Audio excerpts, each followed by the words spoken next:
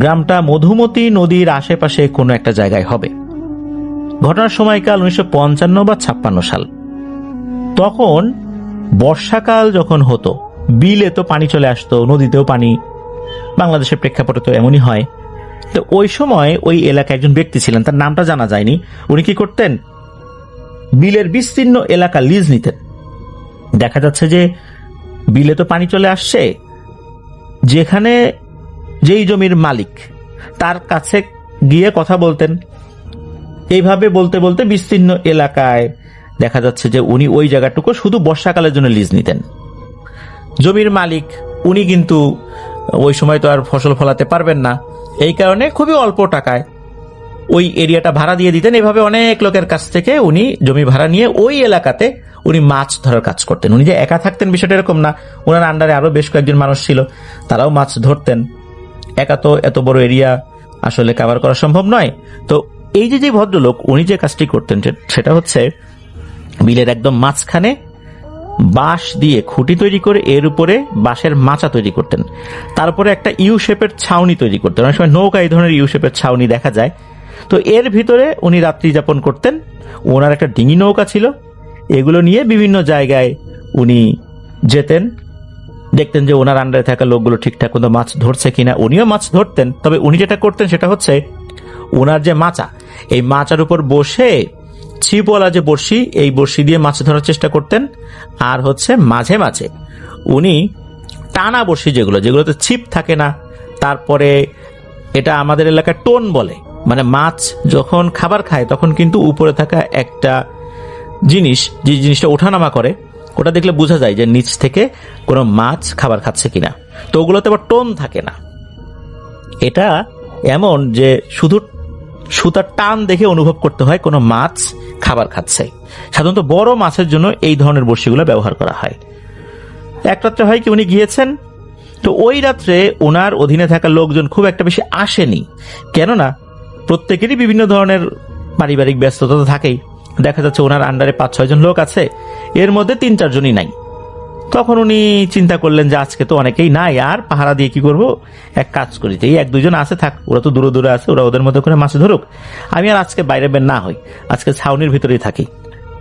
তখন উনি একটা টানা বড়শি ওনার বৃদ্ধাঙ্গুলির সাথে বেঁধে রেখেছেন। এরপর উনি চিন্তা করলেন যে আমি ঘুমিয়ে যাই, যদি টান অনুভূত হয় তখন তো আমি টের পাবই, তখন তো আর কোনো সমস্যা নাই। তো এরকমই চিন্তা করেছেন উনি। এরপর গভীর রাতের বেলা যেটা হয় সেটা হচ্ছে যে ওনাকে এমন টান দিয়েছে, মানে এমন কোন বড় মাছ এই খাবারটা খেয়েছে, হ্যাচকা টান দিয়েছে, উনি একদম ওই যে উপরে থাকা ছাউনির ভেতর থেকে পানির মধ্যে পড়ে গেছেন। আচমকা ঘুমের মধ্যে পানির মধ্যে পড়ে যাবার কারণে উনি আসলে ওভাবে ঠিকমতো সাঁতার কাটতেও পারেননি। আসলে বাস্তবতা কি হয়েছিল ওই সময় এটাও জানা যায় না। যতটুকু আমি এই পর্যন্ত তথ্য বললাম এটা কিন্তু মানুষ অনুমান করেছিল, কারণ উনি মাঝে মাঝে এই কাজটি করতেন, জাস্ট মানুষের অনুমান ছিল। সকালবেলা ওনাকে তো আর পাওয়া যায় না, নিচে ওনার ডিঙি নৌকা আছে, এদিকে ওনার আন্ডারে থাকা যে লোকজনগুলো ছিল তারা তো চলে আসছে ওনাকে ডাকার জন্য, তারাও ডিঙি নৌকা নিয়ে চলে আসছে ফজরের পরপরই। কিন্তু দেখা গেল যে নিচে ডিঙি নৌকা আছে বিলের মাঝখানে, কিন্তু ছাউনির মধ্যে উনি নাই। এখন সবাই চিন্তা করলেন যে কি ব্যাপার, এখানে তো তার থাকার কথা, ডিঙি নৌকাটা এখানে আছে, সবকিছু এখানে আছে, কিন্তু সে নাই, ঘটনাটা কি? এর মধ্যে তারা একটা বিষয় খেয়াল করলেন, তা হচ্ছে পানির উপরে বালিশ ভিজে ভেসে আছে, ডুবে যায়নি। তখন সবাই একটা বিষয় চিন্তা করলেন যে বালিশ কেন ভিজে আছে, নিশ্চয়ই কোনো একটা হ্যাচকা টানে তাকে পানির মধ্যে ফেলে দেওয়া হয়েছে, যার কারণে ওই তার সাথে সাথে বালিশ কাঁথাও নিচে পড়ে গেছে। তবে কাঁথাটা পুরোপুরি নিচে পড়েনি, কাঁথাটা আংশিক ঝুলেছিল। তো এই জিনিসগুলো যখন সবাই দেখেছেন, সবাই তো চিন্তায় পড়ে যান যে উনি কোথায় গেলেন। তারপরও পরিবারকে জানিয়েছিলেন যে উনি পরিবারের কাছে গিয়েছেন কিনা। তার বাড়ি ওই একই গ্রামেই ছিল, সাইডে আর কি, কিন্তু পরিবারের সদস্যরা জানান যে উনি বাড়িতে ফেরেননি। কোথায় গেল সবাই তো চিন্তায় পড়ে গেলেন। সারাদিন পার হয়ে গেল, উনি আর এলেন না। এদিকে যখন আশেপাশের যতটুকু আলামত, এই আলামত দেখে সবাই বুঝতে পারলেন যে উনি তো মাঝে মাঝে এই যে ওনার বৃদ্ধাঙ্গুলি, পায়ের যে বৃদ্ধাঙ্গুলি, এইটার সাথে টানা বসি সুতা বেঁধে রাখতেন, হয়তোবা বড় কোনো মাছ টান দিয়ে ওনাকে পানির মধ্যে নিয়ে গেছে। সবার যখন এরকমই ধারণা হলো যে মাছে তাকে টেনে নিয়ে গেছে, এখন তার ডেড বডি তো উদ্ধার করতে হবে। এখন আশেপাশে তারা অনেক খোঁজাখুঁজি করেও তার ডেড বডির কোনো সন্ধান পেলেন না। কি করা যায়, একদিন হয়ে গেল, 2 দিন হয়ে গেল, যখন 3 দিন হয়ে গেল তখন সবাই চিন্তা করলেন যে মনে হয় তার ডেড বডিটা মাছে খেয়ে ফেলেছে। তখন নাকি অনেক বড় বড় মাছ ওই বিলে আসতো, অনেকেই মাছ ধরেছেন, বড় বড় মাগুর মাছও ধরেছেন, বোয়াল মাছ ধরেছেন, অনেক বড় বড় মাছ ওই সময় পাওয়া যেত আর কি, এখন এতটা পাওয়া যায় না। তখন সবাই এরকমই চিন্তা করেছেন। এদিকে ওনার যেই লোকগুলো তারা তো প্রতিনিয়তই মাছ ধরেন, তারা কিন্তু যথারীতি প্রথম 1 দিন 2 দিন ওনারা ধরেন নাই, 3য় দিন মাছ ধরতে ওনারাও গিয়েছেন। যাবার পর ওই সময় হয় কি, যেহেতু ওই যেই ভদ্রলোক যিনি মানে হারিয়ে গেছেন, যাকে পাওয়া যাচ্ছে না, উনি তো বিস্তীর্ণ এলাকা লিজ নিতেন। যেহেতু মেইন লোক মারা গেছে, তখন গ্রামের আরো বেশ কিছু মানুষজন চিন্তা করলেন যে আরে এই আসল লোক তো খুঁজে পাওয়া যাচ্ছে না, মারাই গেছে নিশ্চিত, কারণ পানির নিচে নিশ্চয়ই কয়েকদিন কোনো মানুষ বেঁচে থাকবে না, আমরা গিয়ে মাছ টাছ ধরি। তো এরকম 3য় দিন রাতের বেলা বেশ কিছু লোকজন মাছ ধরতে আসছে। চাঁদের আলো মোটামুটি ভালোই ছিল, তবে পূর্ণিমা ছিল বিষয়টা এরকম না, ছিল মোটামুটি চাঁদের আলো দেখা যাচ্ছে। সবাই হারিকেন নিয়ে, ডিঙি নৌকা নিয়ে বিভিন্ন জায়গায় যে মাছ ধরছেন, হঠাৎ করে ভুস করে একটা আওয়াজ সবাই পেলেন, মনে হলো পানির নিচ থেকে কিছু একটা ভেসে উঠেছে। ওই সময় কিন্তু টর্চ লাইট পাওয়া যেত, স্টিলের এক ধরনের টর্চ লাইট পাওয়া যেত পাকিস্তান পিরিয়ডে। তো এটা সবার কাছে অ্যাভেলেবল ছিল না, তবে ওই সময় যারা মাছ ধরতে এসেছিলেন তাদের 1-2 জনের কাছে এটা ছিল। আসছে দেখা যাচ্ছে যে 15-20 জন লোক 15-20টা ডিঙি নৌকা নিয়ে আসছে, এর মধ্যে 1-2 জনের কাছে ছিল। ওনাদের যখন টর্চ লাইটের আলোর মধ্যে ওই জিনিসটা পড়ে যায়, দেখা গেল একটা ডেড বডি দেখা যাচ্ছে। ডেড বডিটা দেখে মনে হচ্ছে যে এটা বেশ অনেকটা মোটা, ফুলে গেছে, কোনো মানুষের ডেড বডি। হাত পাগুলো এমন ভাবে উপর দিকে উঠে আছে, বিশেষ করে লাশ ফুলে গেলে যেরকমটা হয় আর কি। তখন তো বুঝে ফেলছেন যে এইটা তো ওই লোকের ডেড বডি, যাকে 3 দিন ধরে পাওয়া যাচ্ছে না। তখন ওনারা চিৎকার চেঁচামেচি শুরু করেন, এই যে ওর ডেড বডি পাওয়া গেছে রে, তাড়াতাড়ি এদিকে আয়। তখন ওই দূরে দূরে যারা ছিলেন আর কি, তারা নৌকা নিয়ে ওই দিকটাতে আসতে থাকেন, আর যাদের কাছে টর্চ লাইট ছিল তারা ওই ডেড বডির দিকেই টর্চ লাইটটা ধরে রেখেছেন। এখন হয়েছে কি, ওই যখনই নৌকা নিয়ে ওই ডেড বডির খুব কাছাকাছি চলে আসছেন, ওনারা কিন্তু খেয়াল করেছেন যে ওনার বৃদ্ধাঙ্গুলির সাথে একটা সুতা বাঁধা, এটা কিন্তু খেয়াল করেছেন। তখন তাদের অনুমানটাই সত্যি হয়ে যায় যে সত্যি সে অন্যান্য সময় যে কাজ করত ওই রাত্রে একই কাজ করেছিল। যেই না ডেড বডির কাছাকাছি চলে আসেন লোকজন নৌকা নিয়ে, তখন হয় কি, ওই ডেড বডিতে একটা টান অনুভূত হয়। টান যখন অনুভূত হয়, মনে হচ্ছে যে নিচ থেকে কোনো একটা জিনিস ওই ডেড বডিকে টেনে অন্যদিকে নিয়ে যাচ্ছে, মানে ওখানে বড় কোনো মাছ আছে, মাছ মানুষের উপস্থিতি টের পেয়ে ওখান থেকে পালানোর চেষ্টা করছে। তখন লোকজন কি করে, চিন্তা করে আরে মানুষ তো মরে গেছে, পাইছি তো ডেড বডি, এত বড় মাছ, আগে মাছটাকে ধরে নিই। তখন সবাই মিলে ওই মাছটাকে ধরার জন্য চেষ্টা করছে, ডেড বডি নিয়ে তাদের কোনো চিন্তা নাই। অদ্ভুত ব্যাপার হচ্ছে, অনেকেই বিভিন্ন ভাবে ওই ডেড বডিকে অনুসরণ করে মাছটিকে ধরার চেষ্টা করেও পারছিলেন না কেউই। এরকম 15-20 মিনিট করার পর হঠাৎ করে হয় কি, ওই ডেড বডিটা আবার পানির নিচে তলিয়ে যায়। মনে হলো ওই মাছটা গভীর পানিতে চলে গেছে, তখন ওই ডেড বডি সমেত সে নিচের দিকে তলিয়ে গেছে। তখন মানুষজন চিন্তা করলো এই মাছটাকে তো পাওয়াই যাবে, কেননা এই মাছটা এই ডেড বডিকে নিয়ে ঘুরছে বিভিন্ন জায়গায়, তার শরীরে শক্তি তো এখন কমে গেছে, একটা ডেড বডি যে পানির উপর ভেসে উঠবে এই জিনিসটাকে পানির নিচে তলিয়ে রেখেছে, তাহলে মাছের আকার কত বড় আর এর শক্তি কতটুকু, কিন্তু কয়দিন এভাবে। সবাই আবার চিন্তা করলেন ডেড বডিতে যেহেতু পচন ধরে গেছে, এমনও তো হতে পারে যে বেশি টানাটানির কারণে মাছ যদি বেশি জোরে টানাটানি করে তাহলে পায়ের একটা অংশ আলাদা হয়ে যেতে পারে, বা ওই বৃদ্ধাঙ্গুলির ওই জায়গাটা ছিঁড়ে গিয়ে তো মাছও আলাদা হয়ে যেতে পারে, এটাই হওয়া স্বাভাবিক। খুব সাবধানে কাজ করতে হবে, আর ডেড বডি আবার ভেসে উঠবে। তবে ওনারা ওই রাত্রে সারাদিন খোঁজাখুঁজি করার পরও ডেড বডি আর নতুন করে ভেসে ওঠেনি। সবাই যখন সকালবেলা জানতে পারলো এই ঘটনা, ডেড বডিকে দেখা গেছে, ওই মাছটা এখনো ডেড বডির সাথেই আছে। তখন তো সবার মাথার মধ্যে একটা জিনিস চিন্তা চলেই আসে যে ওই মাছটা না জানি কত বড়, ওটাকে ধরতে হবে।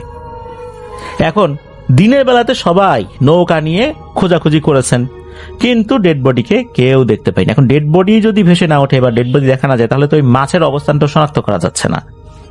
দিনের বেলা সবাই অনেক চেষ্টা করেছেন, পাননি। সবাই ধারণা করেছিল হয়তো ভাই ডেড বডিকে নিয়ে ওই মধুমতি নদী ধরে অন্য কোথাও চলে গেছে, এদিকে আর নাই। সবাই এরকমই চিন্তা করেছিলেন।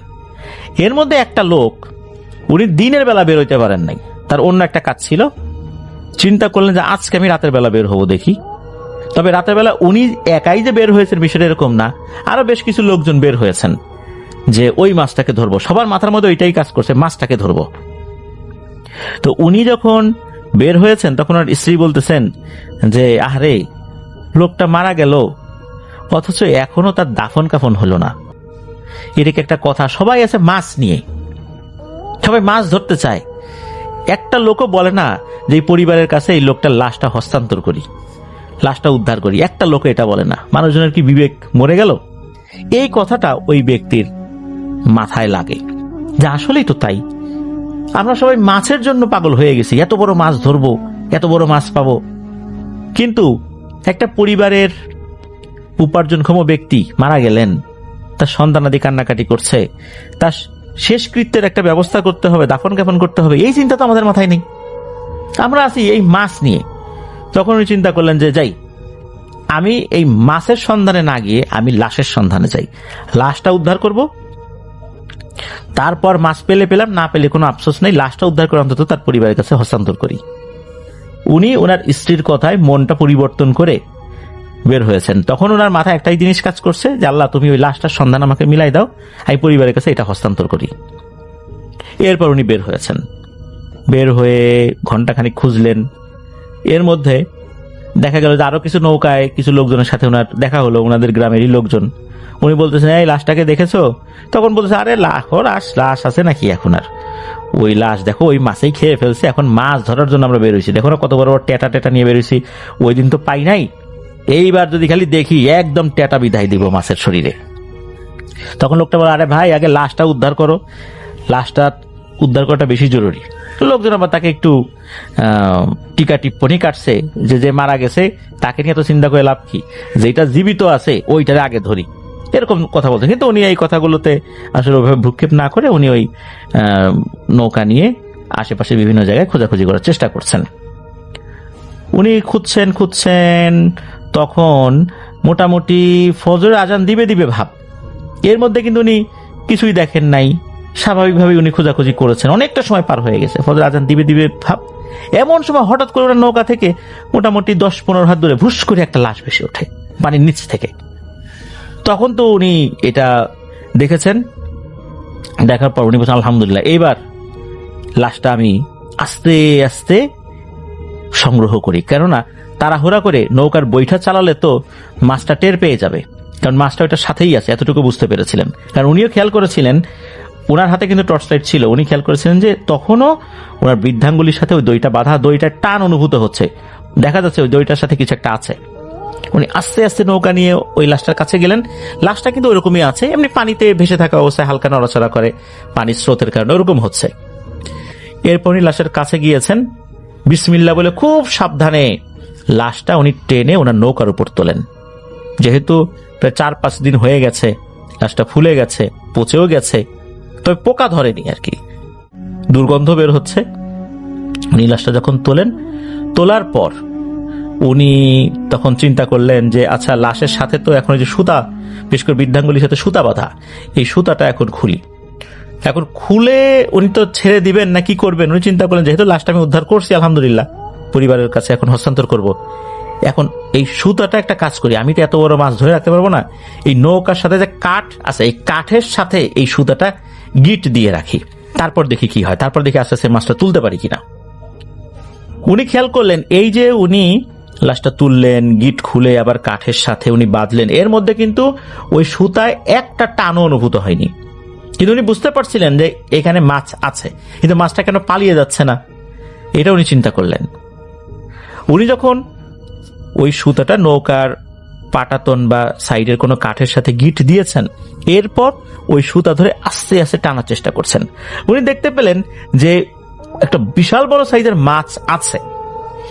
মাছটা লেজ দিয়ে মাঝে মাঝে এই পানির ভিতরে আন্দোলন করার চেষ্টা করছে এবং মাছটা কাছেও চলে আসে, তেমন কোনো শক্তি প্রয়োগ করছে না সে পালিয়ে যাবার।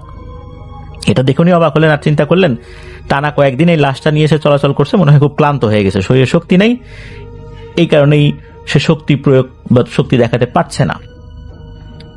উনি যখন সুতার শেষ মাথা, যেটা মাছের মুখের সাথে লাগানো, এইটার কাছাকাছি যখন চলে আসছেন, হঠাৎ করে যেটা ঘটে, এটা ঘটার জন্য আসলে কেউই প্রস্তুত থাকে না বা এটা দেখার জন্য কেউই প্রস্তুত থাকে না।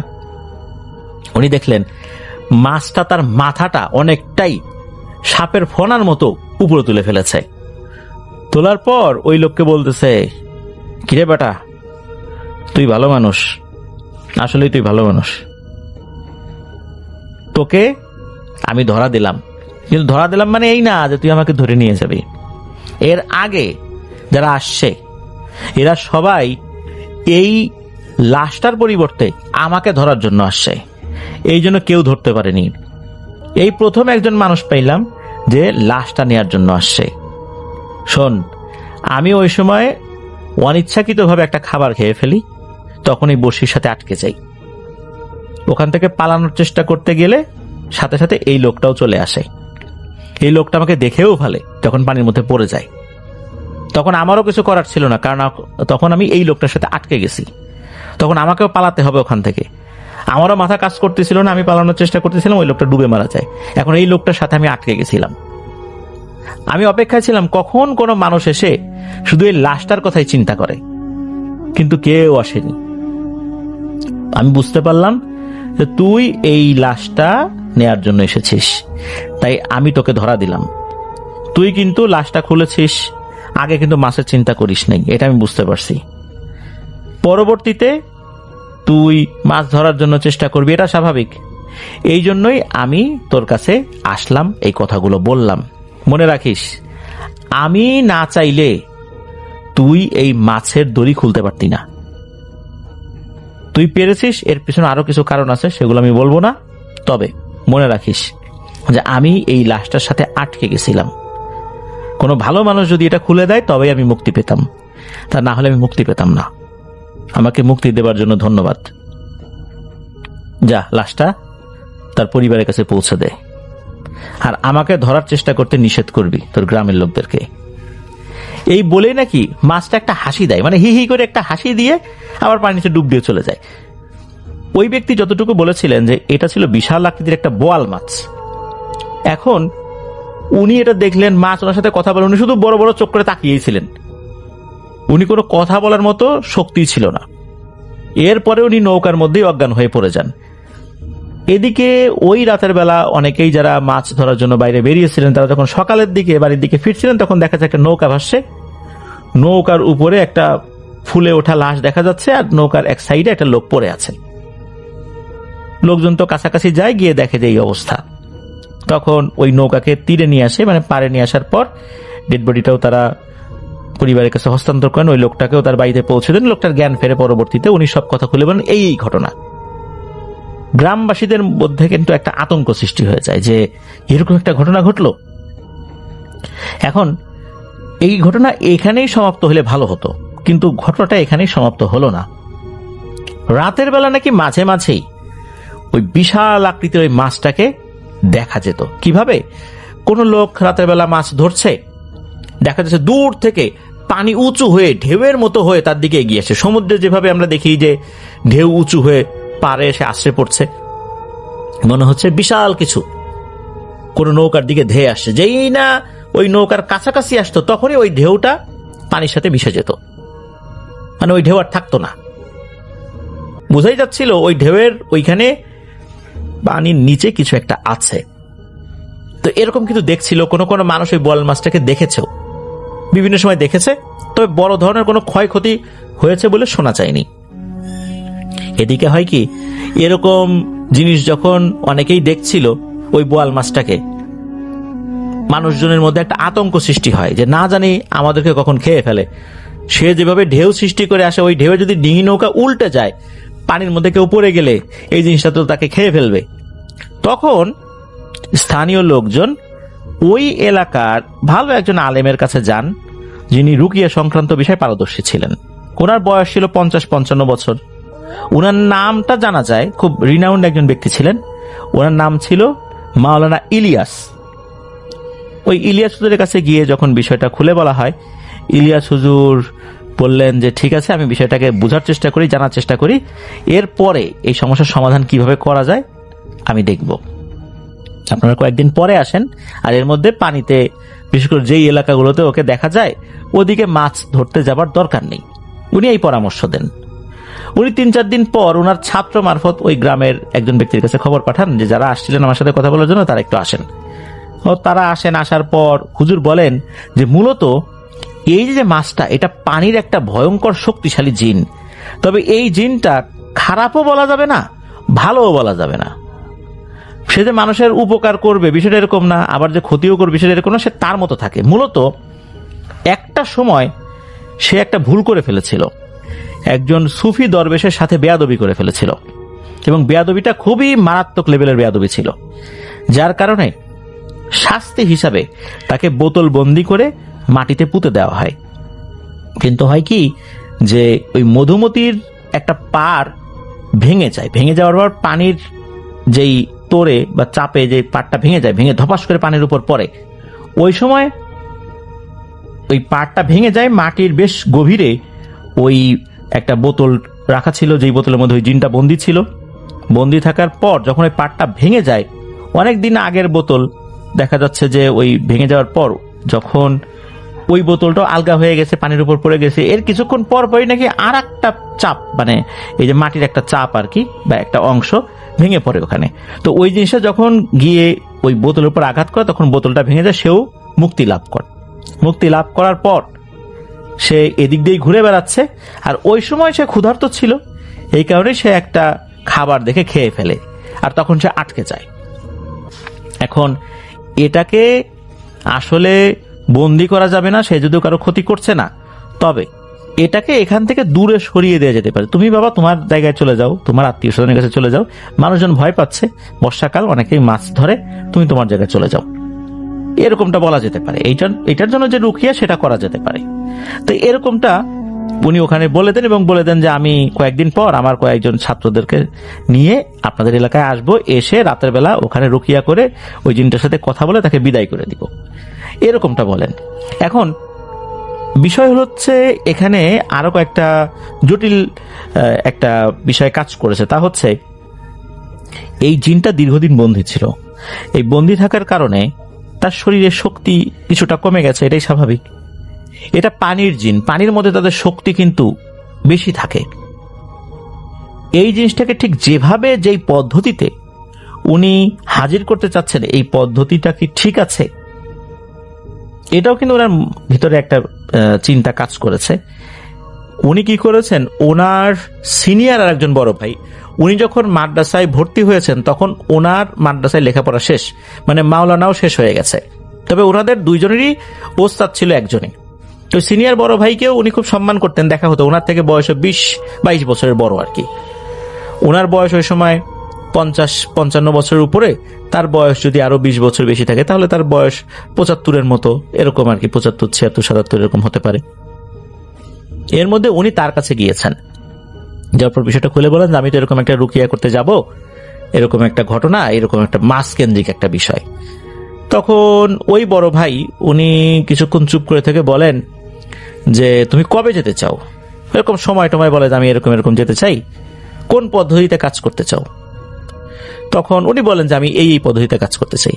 তখন ওই বড় ভাই বলেন আচ্ছা ঠিক আছে, তুমি বাসায় যাও, আমি একটু চিন্তা ভাবনা করে দেখি, যদি কোনো পরিবর্তন হয় তোমার এই পদ্ধতির, আমি যদি কোনো তথ্য পাই যে না এই পদ্ধতিটা অন্য পদ্ধতিতে, তাহলে আমি তোমাকে জানাবো, তারপরে তুমি ওই পদ্ধতি অনুযায়ী কাজ করো, তা না হলে কিন্তু বিপদ হয়ে যেতে পারে।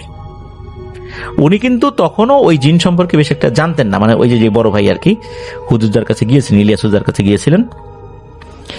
এরপর ওই বড় ভাই বলে দেন যে তুমি আমার চূড়ান্ত সম্মতি ছাড়া এই কাজটি করতে যেও না, আমার পরামর্শ অনুযায়ী তুমি কাজটি করো।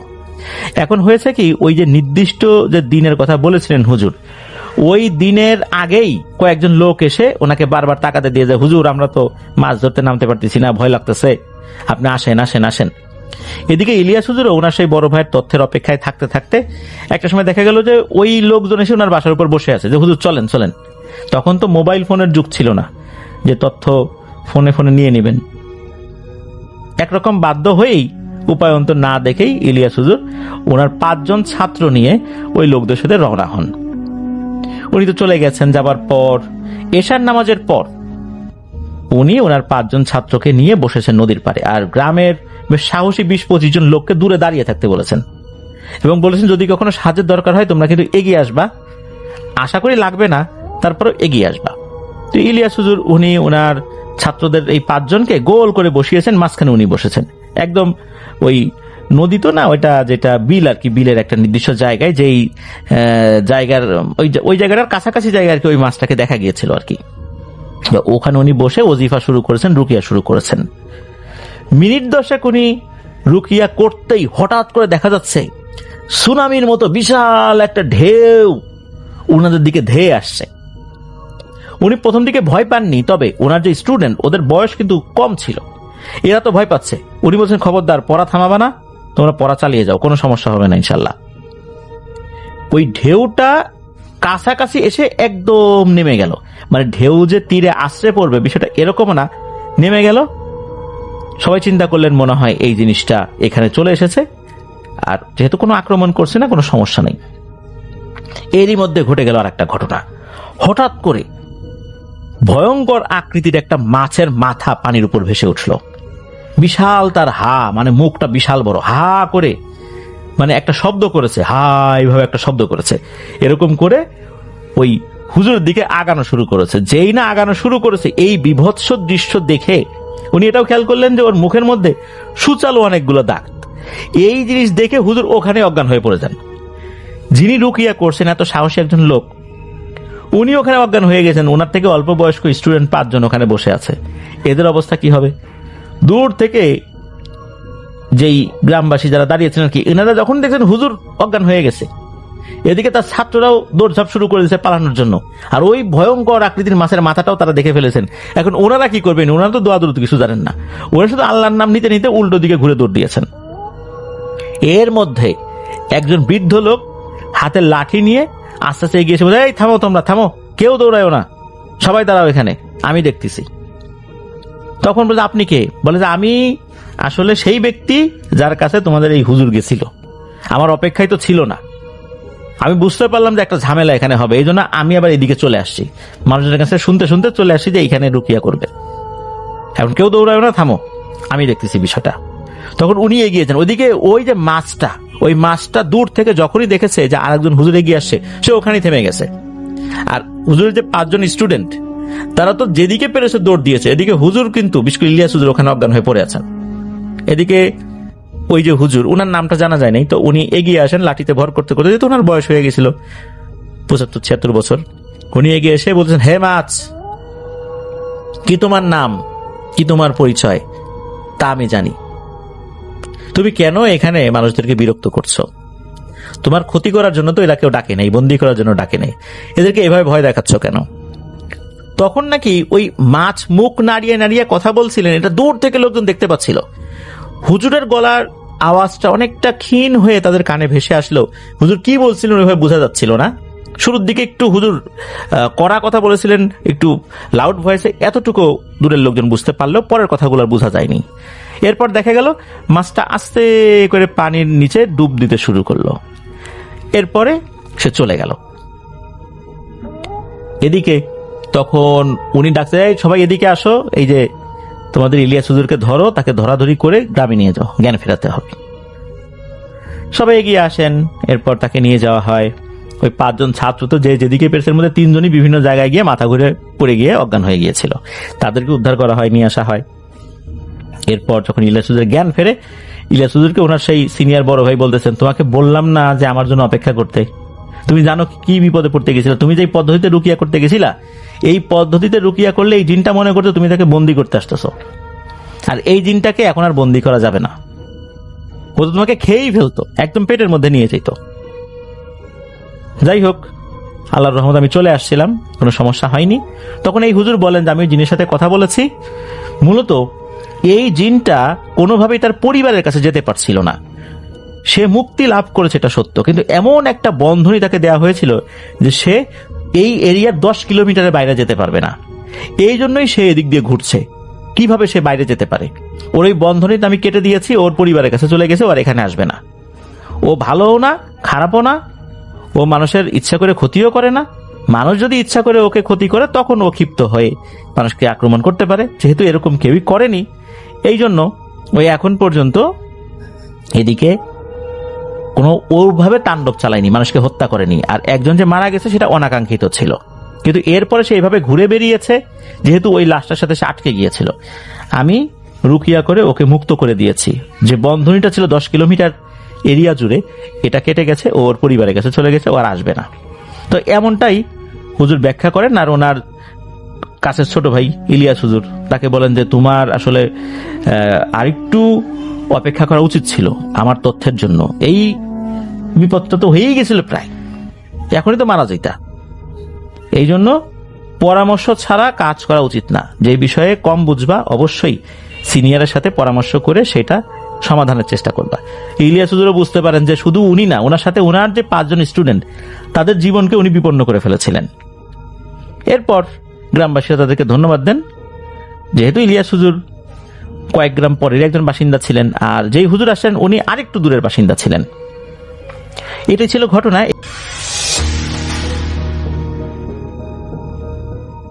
আমি নড়াইলে থাকি, আমি আপনার একজন নিয়মিত শ্রোতা। আজ যে ঘটনাটি আপনাকে লিখে পাঠাচ্ছি সেটি আমি শুনেছিলাম আমার এলাকার একজনের কাছ থেকে, আর তিনি শুনেছিলেন যার সাথে ঘটনাটা ঘটেছিল তার কাছ থেকে। ঘটনাটা মূলত যার সাথে ঘটে তার নাম মোজাহের। তাহলে বেশি কথা না বাড়িয়ে আমি মূল ঘটনায় চলে যাই। ঘটনাটি ঠিক সেইভাবে বলি যেভাবে মোজাহের আমার পরিচিত আমাদের এলাকার এক ভাইকে বলেছিলেন। বলছেন, মোজাহের বেশ কিছুদিন ধরেই কাজের প্রচন্ড চাপ যাচ্ছিল। দিন রাত এক করে ডিউটি করতে হচ্ছিল, একের পর এক ইমার্জেন্সি কেস, তার সাথে সাধারণ রোগী পরিবহন, সব মিলিয়ে দম ফেলার ফুরসত ছিল না। শুধু আমি নই, আমাদের অ্যাম্বুলেন্স কেন্দ্রের প্রায় সব ড্রাইভারেরই তখন করুণ অবস্থা। দুপুরে খেতে বসেছি, এমন সময় ফোন এলো, অমুক জায়গা থেকে লাশ তুলতে হবে। রাতের ঘুমটা একটু গাঢ় হয়েছে, অমনি সাইরেনের তীক্ষ্ণ শব্দে জেগে উঠে ছুটতে হয়েছে আরেকজনের জীবন বাঁচাতে। এমন পরিস্থিতিতে শরীর আর মনের ওপর যে কি পরিমাণ ধকল যায় তা কেবল আমরাই জানি। সেই রাতে আমার ডিউটি ছিল 2টো লাশ বহন করার। হাসপাতাল থেকে তাদের গ্রামের বাড়িতে পৌঁছে দিতে হবে। লাশ দুটি ছিল এক দম্পতির, স্বামী স্ত্রী। এক মর্মান্তিক সড়ক দুর্ঘটনায় তারা মারা গেছেন। তাদের সাথে যাওয়ার মতো কোনো আত্মীয় স্বজন সেই মুহূর্তে ছিল না। সবাই গ্রামের বাড়িতে অপেক্ষা করছিল, তাই দায়িত্বটা পুরোপুরি আমার কাঁধে এসে পড়েছিল। আমাকে একাই লাশ দুটোকে তাদের গন্তব্যে পৌঁছে দিতে হবে। হাসপাতাল থেকে এই জায়গাটা খুব বেশি দূরে নয়, বড়জোর ঘণ্টাখানেকের পথ। কিন্তু সময়টা ছিল গভীর রাত, প্রায় 12টা ছুঁই ছুঁই। চারদিকে শুনশান নীরবতা, রাস্তাঘাট প্রায় ফাঁকা। আমি লাশ দুটোকে অ্যাম্বুলেন্সের পেছনের অংশে সাবধানে রাখলাম। সাদা কাফনের কাপড়ে মোড়ানো, দুটি দেহ পাশাপাশি শোয়ানো। তাদের নিথর দেহের দিকে তাকিয়ে বুকের ভেতরটা কেমন যেন মোচড় দিয়ে উঠল। কিছুক্ষণ আগেও হয়তো তারা একসাথে বাঁচার স্বপ্ন দেখছিল, অথচ এখন পাশাপাশি শুয়ে আছে নিথর নিষ্প্রাণ হয়ে। দীর্ঘশ্বাস ফেলে আমি পেছনের দরজাটা সাবধানে বন্ধ করে ড্রাইভিং সিটে এসে বসলাম। ইঞ্জিন চালু করতে একটা পরিচিত শব্দে চারপাশটা কেঁপে উঠল। সাইরেনের আলো আধারের খেলা আর ইঞ্জিনের শব্দ রাতের নিস্তব্ধতাকে খান খান করে দিয়ে এগিয়ে চলল আমার অ্যাম্বুলেন্স। প্রথম প্রায় 20-25 মিনিট সবকিছু একদম স্বাভাবিক ছিল। আমি নিজের মনে গাড়ি চালাচ্ছিলাম, ভাবছিলাম বাড়ির কথা, আমার স্ত্রী আর ছোট মেয়েটার কথা। এই কাজ শেষ করে কখন বাড়ি ফিরবো, কখন একটু শান্তিতে ঘুমাতে পারবো, এই সবই মাথায় ঘুরছিল। রাস্তার দুপাশের নিয়ন আলোর ঝলকানি আর ফাঁকা রাস্তা ধরে ছুটে চলা, এ তো আমার নিত্যদিনের সঙ্গী, তাই অস্বাভাবিক কিছুই মনে হচ্ছিল না। চারপাশের শান্ত আর থমথমে পরিবেশটা বরং আমার ক্লান্ত শরীরকে আরো বেশি ঘুমে আচ্ছন্ন করে দিচ্ছিল। আমি চোখে মুখে পানির ঝাপটা দিয়ে নিজেকে সজাগ রাখার চেষ্টা করছিলাম, কিন্তু সেই শান্ত পরিবেশ বেশিক্ষণ স্থায়ী হলো না। হঠাৎ করেই একটা অদ্ভুত শব্দ আমার কানে এসে ধাক্কা দিল। প্রথমে আমি ঠিক মতো বুঝতে পারলাম না, ভাবলাম হয়তো বাতাসের শব্দ বা অন্য কিছু। কিন্তু শব্দটা যখন দ্বিতীয়বার ভেসে এলো, তখন আমার বুকের ভেতরটা ছ্যাদ করে উঠল। মনে হচ্ছিল অ্যাম্বুলেন্সের পেছন থেকে কেউ একজন খুব করুণ সুরে কাঁদছে। গলার স্বরটা স্পষ্টতই একজন মহিলার। তার কান্নার মধ্যে এমন এক বুক ফাটা আর্তনাদ মেশানো ছিল যা শুনলে যে কোনো মানুষের মন খারাপ হতে বাধ্য। সেই কান্না সাধারণ কান্নার মতো ছিল না, তাতে ছিল একরাশ কষ্ট, হাহাকার আর তীব্র যন্ত্রণা, যেন কেউ তার জীবনের সবচেয়ে প্রিয় জিনিসটা হারিয়ে ফেলেছে। আমি চমকে উঠে গাড়ির গতি কিছুটা কমালাম, ভালো করে কান পেতে বোঝার চেষ্টা করলাম শব্দটা ঠিক কোথা থেকে আসছে। আমার বুঝতে এক মুহূর্ত দেরি হলো না, আওয়াজটা অ্যাম্বুলেন্সের পেছন থেকে আসছে, ঠিক যেখানটায় সেই স্বামী স্ত্রীর লাশ দুটো রাখা আছে সেখান থেকেই। এই উপলব্ধিটা মাথায় আসতেই আমার সারা শরীরে যেন একটা শীতল স্রোত বয়ে গেল, গায়ের লোম কাটা দিয়ে উঠল। আমি স্টিয়ারিং হুইলটা আরো শক্ত করে আঁকড়ে ধরলাম, মাথাটা কেমন যেন ফাঁকা ফাঁকা লাগছিল। একটা অ্যাম্বুলেন্সের ভেতরে দুটো মৃতদেহ, আর সেখান থেকে ভেসে আসছে কান্নার শব্দ। বিষয়টা ভাবতে আমার শির দ্বারা দিয়ে একটা ঠান্ডা ভয় নেমে গেল। তবে আমি নিজেকে সামলে নেওয়ার চেষ্টা করলাম। বহু বছর ধরে পেশায় আছি, সহকর্মীদের মুখে প্রায় এমন অদ্ভুত সব ঘটনার কথা শুনেছি। কেউ বলেছে রাতের বেলা লাশ নিয়ে যাওয়ার সময় দেখেছে রাস্তার পাশে ছায়ার মতো কিছু একটা দাঁড়িয়ে আছে। আবার কেউ শুনেছে মৃতদেহের ভেতর থেকে গুঙ্গানির শব্দ আসছে। এগুলোকে আমরা বেশিরভাগ সময়ই অতিরিক্ত ক্লান্তি বা মনের ভুল বলে উড়িয়ে দিতাম, কারণ এই পেশায় টিকে থাকতে হলে মনকে শক্ত রাখতেই হয়। আমি নিজেকে বোঝাতে লাগলাম এটা হয়তো আমার মনের ভুল, সারাদিনের ক্লান্তি আর কাজের কারণে হয়তো আমি এমন কিছু শুনছি যার কোনো অস্তিত্বই নেই। হয়তো এটা বাতাসের শব্দ যা গাড়ির কাঠামোর সাথে বাড়ি খেয়ে এমন শোনাচ্ছে। আমি নিজের মনোযোগ সেখান থেকে সরানোর জন্য গাড়ির ভেতরের মিউজিক প্লেয়ারটা চালু করে দিলাম, কিন্তু অবাক করা বিষয় হলো প্লেয়ারটা চালু হলো না। বেশ কয়েকবার চেষ্টা করেও ব্যর্থ হলাম। মনে হলো এটাও কোনো যান্ত্রিক ত্রুটি। আমি আর ওদিকে মনোযোগ না দিয়ে গাড়ি চালানোতে মন দিলাম, কিন্তু সেই কান্নার শব্দটা থামার কোনো লক্ষণই দেখা যাচ্ছিল না, বরং সময়ের সাথে সাথে সেটা যেন আরো স্পষ্ট, আরো তীব্র হয়ে উঠছিল। মহিলার কান্নার আওয়াজটা আমার কানের ভেতরে, আমার মস্তিষ্কের ভেতরে প্রতিধ্বনিত হচ্ছিল। তার কান্নার প্রতিটি সুর আমার হৃৎপিণ্ডকে যেন ধারালো ছুরির মতো আঘাত করছিল। আমি আর চোখে রিয়ার ভিউ মিররের দিকে তাকালাম। পিছনে ড্রাইভিং ক্যাব আর লাশ রাখার অংশের মধ্যে যে ছোট কাচের জানালাটা আছে সেটা দিয়ে ভেতরটা দেখার চেষ্টা করলাম, কিন্তু আবছা অন্ধকারে কিছু স্পষ্ট বোঝা যাচ্ছিল না। শুধু কাফনে মোড়ানো দুটো অবয়বের মতো কিছু একটা চোখে পড়ল। আমি দ্রুত চোখ ফিরিয়ে নিলাম, কারণ আমি জানতাম ওই দিকে বেশিক্ষণ তাকিয়ে থাকলে আমার ভয়টা আরো বাড়বে। মনের মধ্যে সাহস সঞ্চয় করে আমি বের করে দোয়া পড়তে শুরু করলাম। আল্লাহকে ডাকতে লাগলাম যেন তিনি আমাকে এই বিপদ থেকে রক্ষা করেন। আমার মনে হচ্ছিল প্রতিটা সেকেন্ড যেন এক একটা ঘন্টার মতো দীর্ঘ। কান্নার আওয়াজটা আমার সব মনোযোগ কেড়ে নিচ্ছিল। আমি বারবার নিজেকে বোঝাচ্ছিলাম এটা শুধু আমার মনের ভুল, এটা বাস্তব হতে পারে না। মৃত মানুষ কথা বলতে পারে না, কাঁদতেও পারে না। কিন্তু আমার কান যে ভুল শুনছিল না সেটাও আমি বুঝতে পারছিলাম। সেই কান্নার মধ্যে যে পরিমাণ যন্ত্রণা আর হাহাকার ছিল তা কোনো মানুষের পক্ষে কল্পনা করাও কঠিন। আমার মনে হচ্ছিল এই যাত্রা যেন আর শেষ হবে না। এই অভিশপ্ত রাতটা আমার জীবনের শেষ রাত হয়ে উঠবে না তো? এই প্রশ্নটাই বারবার আমার মাথায় ঘুরপাক খাচ্ছিল আর আমার ভয়কে বাড়িয়ে দিচ্ছিল বহুগুণে। আমি শুধু স্টিয়ারিংটা শক্ত করে ধরে সামনের রাস্তার দিকে তাকিয়ে রইলাম আর মনে মনে দোয়া করতে লাগলাম যেন তাড়াতাড়ি গন্তব্যে পৌঁছাতে পারি। আমি প্রাণপণ চেষ্টা করছিলাম পেছনের সেই করুণ সুরের দিক থেকে নিজের মনোযোগ সরিয়ে নিতে, কিন্তু সেই চেষ্টা যেন আগুনে ঘি ঢালার মতো কাজ করছিল। মহিলার সেই বুক ফাটা কান্নার শব্দ কিছুতেই আমার মাথা থেকে যাচ্ছিল না। মনে হচ্ছিল সেই আওয়াজটা আমার কানের ভেতর দিয়ে মস্তিষ্কের প্রতিটি কোষে আঘাত করছে। আমি যতই বলতে চাইছিলাম ততই সেই সুরটা আমার ভয়কে কয়েক গুণ বাড়িয়ে দিচ্ছিল। আমার মনে হচ্ছিল এই অ্যাম্বুলেন্সের ভেতর আমি একা নই, আমার সাথে আরো কেউ আছে, এমন কেউ যাকে আমি দেখতে পাচ্ছি না, কিন্তু তার উপস্থিতি আমি তীব্রভাবে অনুভব করতে পারছি। কিছুক্ষণ পর যা ঘটল তা আমার এতক্ষণের সব ধারণা আর বিশ্বাসকে ভেঙে চুরমার করে দিল। আমি আর একটি কণ্ঠস্বর শুনতে পাচ্ছিলাম না। এবার মনে হচ্ছিল যেন দুজন মানুষ একসাথে কাঁদছে। সেই মহিলার কান্নার সাথে যুক্ত হয়েছে একটি পুরুষ কণ্ঠের কান্না। দুজনের কণ্ঠে তীব্র যন্ত্রণা আর হাহাকার। তাদের কান্না শুনে মনে হচ্ছিল যেন তারা এই পৃথিবীর সমস্ত কষ্ট একাই ভোগ করছে। এবার আমার ভয়টা আর শুধুমাত্র শির দ্বারা দিয়ে বয়ে যাওয়া শীতল স্রোতের মধ্যে সীমাবদ্ধ রইল না। আমার হাত পা রীতিমতো কাঁপতে শুরু করলো, কপালে বিন্দু বিন্দু ঘাম জমে উঠল। যদিও গাড়ির ভেতরে যথেষ্ট ঠান্ডা ছিল, আমি আর এক মুহূর্ত অপেক্ষা না করে অ্যাম্বুলেন্সের গতি বাড়িয়ে দিলাম। এক্সিলারেটরে এমনভাবে পা চেপে ধরলাম যেন ইঞ্জিনটা তার সর্বোচ্চ শক্তি দিয়ে ঘুরছে। আমার একটা উদ্দেশ্য ছিল যত দ্রুত সম্ভব এই অভিশপ্ত রাস্তা আর এই অ্যাম্বুলেন্স থেকে মুক্তি পাওয়া, গাড়ির গতি বাড়ার সাথে সাথে বাতাসের শো শো শব্দ বাড়তে লাগলো। আর আশ্চর্যের বিষয় হলো, গতি বাড়ানোর কিছুক্ষণ পরে পেছনে সেই কান্নার শব্দ দুটো একদম থেমে গেল। চারদিকে আবার আগের মতো নিস্তব্ধতা ফিরে এলো। আমার কানে শুধু ইঞ্জিনের গর্জন আর বাতাসের শব্দ ছাড়া আর কিছুই আসছিল না। কান্না থেমে যাওয়ায় আমার বুকের ভেতরটা কিছুটা হালকা হলো। আমি একটা স্বস্তির নিঃশ্বাস ফেললাম। মনে মনে ভাবলাম, যাক, তাহলে হয়তো সত্যি আমার মনের ভুল ছিল। অতিরিক্ত গতি আর ইঞ্জিনের শব্দের কারণে হয়তো আমি আর সেই কাল্পনিক আওয়াজ শুনতে পাচ্ছি না। কিন্তু আমার এই স্বস্তি ছিল নিতান্তই ক্ষণিকের, কারণ এর পরেই আমার জন্য অপেক্ষা করছিল আরো ভয়াবহ কিছু। আমার স্বস্তির নিঃশ্বাসটা পুরোপুরি বের হওয়ার আগেই একটা বড় ঝাঁকুনি দিয়ে অ্যাম্বুলেন্সটা আচমকা বন্ধ হয়ে গেল। শুধু ইঞ্জিনই নয়, গাড়ির হেডলাইট, ভেতরের আলো, এমনকি সাইরেনটাও দপ করে নিভে গেল। মুহূর্তের মধ্যে আমি নিকষ কালো অন্ধকারে ডুবে গেলাম। গাড়িটা যে রাস্তায় এসে বন্ধ হয়েছিল, সেই রাস্তাটা ছিল একদম নির্জন। আশেপাশে কোনো বাড়িঘর, কোনো দোকানপাট বা মানুষের চিহ্ন মাত্র ছিল না। রাস্তার দুপাশে ঘন জঙ্গল, আর তার মাঝে মাঝে দু একটা অনেক পুরনো গাছপালা। চাঁদের আলোটাও যেন সেদিন মেঘের আড়ালে লুকিয়েছিল।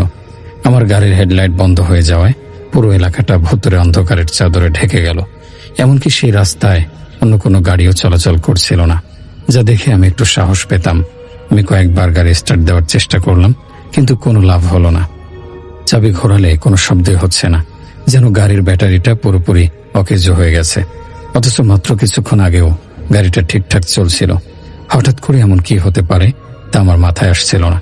আমি অসহায়ভাবে স্টিয়ারিং হুইলের ওপর মাথা রেখে বসে রইলাম। কি করব কিছুই বুঝতে পারছিলাম না।